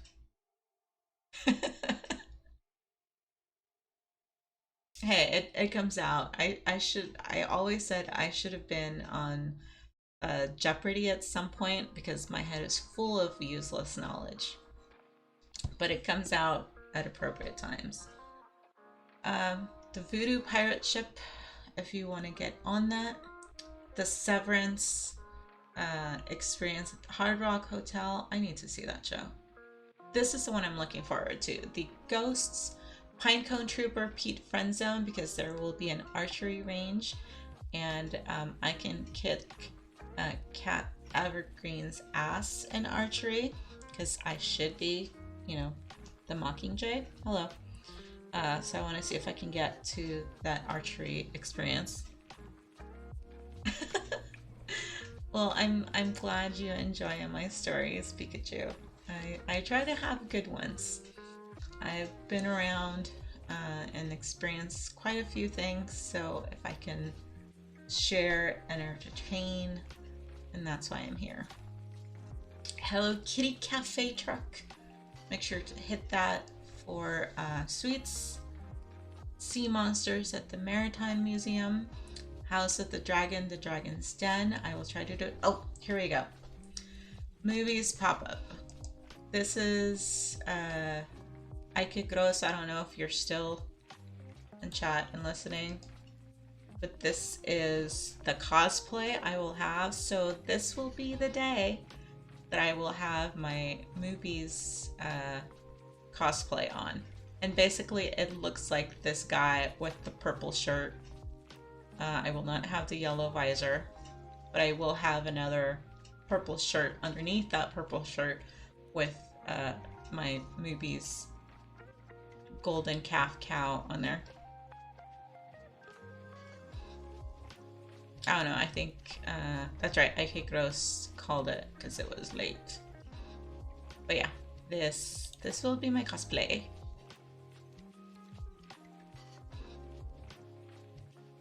Thank you. I appreciate that. In fact, I've been toying, because I've been talking so much, instead of playing late night after I do my German streams, I was thinking of doing comic book reading streams, because I have boxes and boxes of comic books that I haven't read, and I can definitely start reading the Age of Bronze comics on here. Inspired by Kiki and her Anne Rice reading streams. I think I might do late night comic book reading streams. And I will, you know, have the pictures of the comic books up there so you can read along and follow with me. So I think that might be happening. That might be the change of format for my Saturday streams. But yeah, or I could just start reading Greek stories from myth as well. All the lesser known stories. Yeah, so this is the movies pop up, and I think it was okay, so it's $30 and you're covered for like burger, fries, or tater tots and a drink, and you can order something from the merch store. I don't know if I can get it done in time. My friend in LA got me the purple takeaway box, and when I ordered the cook at home pop-up meals, I got like 4 of the movies, what do you call it, drinks, but they're paper cups. So I was thinking of making tumblers using those and just putting them in clear tumblers and then putting like a paper cup, like a plastic cup in between so that the outside doesn't get messed up and wet and used. Or I could just carry it around and not actually drink anything out of it. So we'll see. And they also have vegan options for those of you that do not eat meat. And the pop-up will be at the Tin Roof. I thought it was the Tin Fish, but the Tin Fish I think is in a different location. Okay, so it will be open Thursday through Sunday. You have to book your appointments, but they said they're going to have walk-ins. So hopefully on Saturday I can see, while everybody's busy with the Halation Ballroom 20, I can sneak in and get something. Movies meal and a Salt Lake Side, yikes. Chronicon beer. Oh, I need to get my Chronicon lanyard if I go to movies then. I need to find it. I don't know where my Chronicon lanyard is.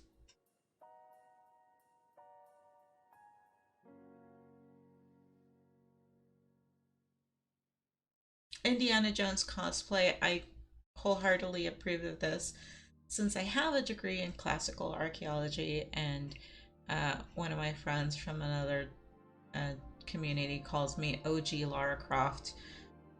I basically trained to be Indiana Jones in my undergraduate degree. And then I went into law. What the heck happened? I should have stuck with trying to be Indiana Jones. The Crossrip Party, LA Ghostbusters fan party. Interesting. The LA Comic-Con after party on a Saturday night was Ghostbusters themed, and there was an actual Ecto-1 parked outside, which was super cool.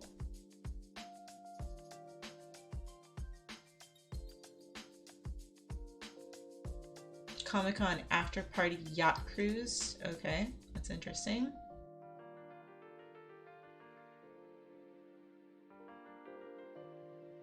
Oh, Discovery. That's the other series I was watching. I need to watch more of it. More Star Trek. Must have more Star Trek. Oh, this, I heard about this one. Underground Lightsaber Fighters of San Diego. If you ever wanted to know how to properly fight with a lightsaber, these are the people you talk to. Apparently they're going to do a demonstration.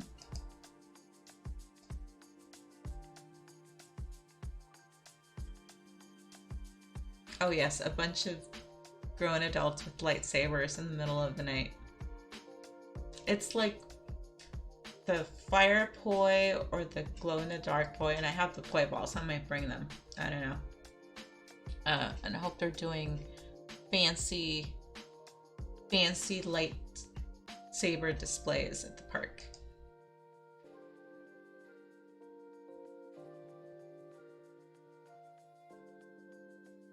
Am I like Lara Croft?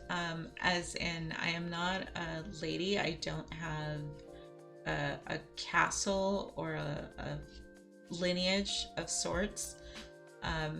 But I do have multiple languages and a degree in classical archaeology, and I'm familiar with the ancient world under my belt. I hope that qualifies me as being Lara Croft. The 10 Forward experience for Star Trek, which I mentioned before, too expensive for my taste, and since I don't do alcohol, unfortunately, I don't have much to do there if it's not drinking. For 60 bucks a person, yeah, it's not worth it. Since we are Sunday, 4:30 in the morning for me, let's see if the Sunday schedule is up. It is not. But let's see what these Sunday offsites are. And then I'll call it after this, I promise. See if there's anything new. Art show. The blood drive is still happening. Nintendo Switch road trip.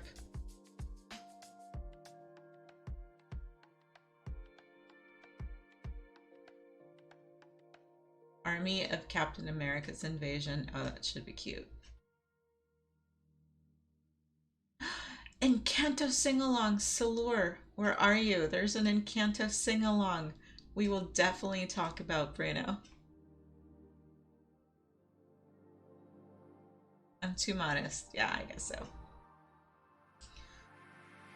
so. Okay, we will have a new sing-along tradition. So we do the Buffy musical episode.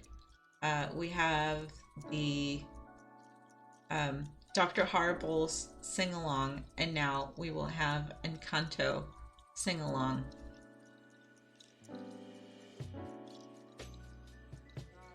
Okay, you guys have heard me talking for more hours than I expected. But thank you so much for being here. Oh my goodness, I've had my camera turned off this whole time. Bro, streamer move.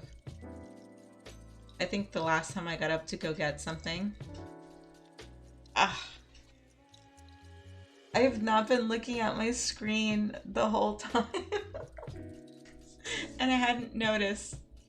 No, that was not on purpose. I turned it off to go get something and I forgot to turn it back on. I'm an idiot. I'm a dork. So I think I turned it off like 2 hours ago.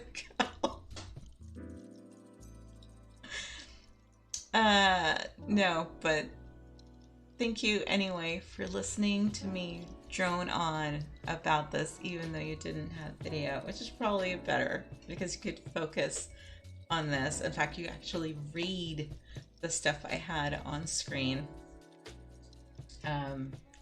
But thank you again for being here. Let's see who we can raid, and I think it is time for a musical interlude, since I ended talking about the musical sing-along for Encanto. Yeah, so we shall go and visit for the win tonight, or today, because it's morning for you guys right now. I'm a dork. I am a noob streamer. Hello. I'm here all week. No, I'm not, because I have to pause streaming for a couple weeks while I get ready and get prepared for Comic-Con. But I will resume being here when I come back. And yeah, I think we will do Pikachu Says, and I will start doing my Comic-Con or comic reading streams. Okay, so if you are not subbed, here are the emotes. But if you are subbed, here are the channel emotes. You can also redeem these for channel points, because I have the channel point redeem, because I don't think it's right to charge 480 channel points just to redeem emotes, right? Yeah, not cool. There we go.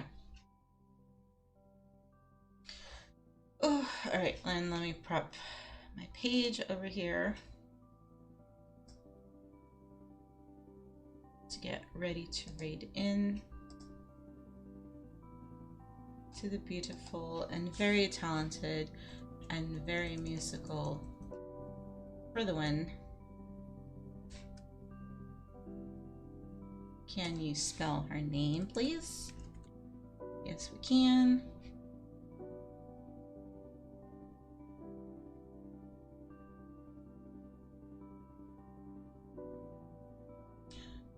Thank you for coming by and listening to me. Have good sleeps. I hope to see you again when I'm back. I try and be on your captain when you're playing, so I appreciate you being here. So have good sleeps, have good rest. Oh my gosh, she's got like 140 people. Don't want to interrupt her because she's in the middle of singing. But I have to pack it up and maybe in 20 minutes join Discord for the movie Kiki. We'll see how I'm feeling. But thanks again for coming and being here and keeping me company. And I will see you guys, I want to say probably for the first Saturday of August. Yeah, she plays on piano, keyboard. She does ukulele on occasion, so you will definitely enjoy her singing talents. So, hello, get the raid started, please. That'd be good, right?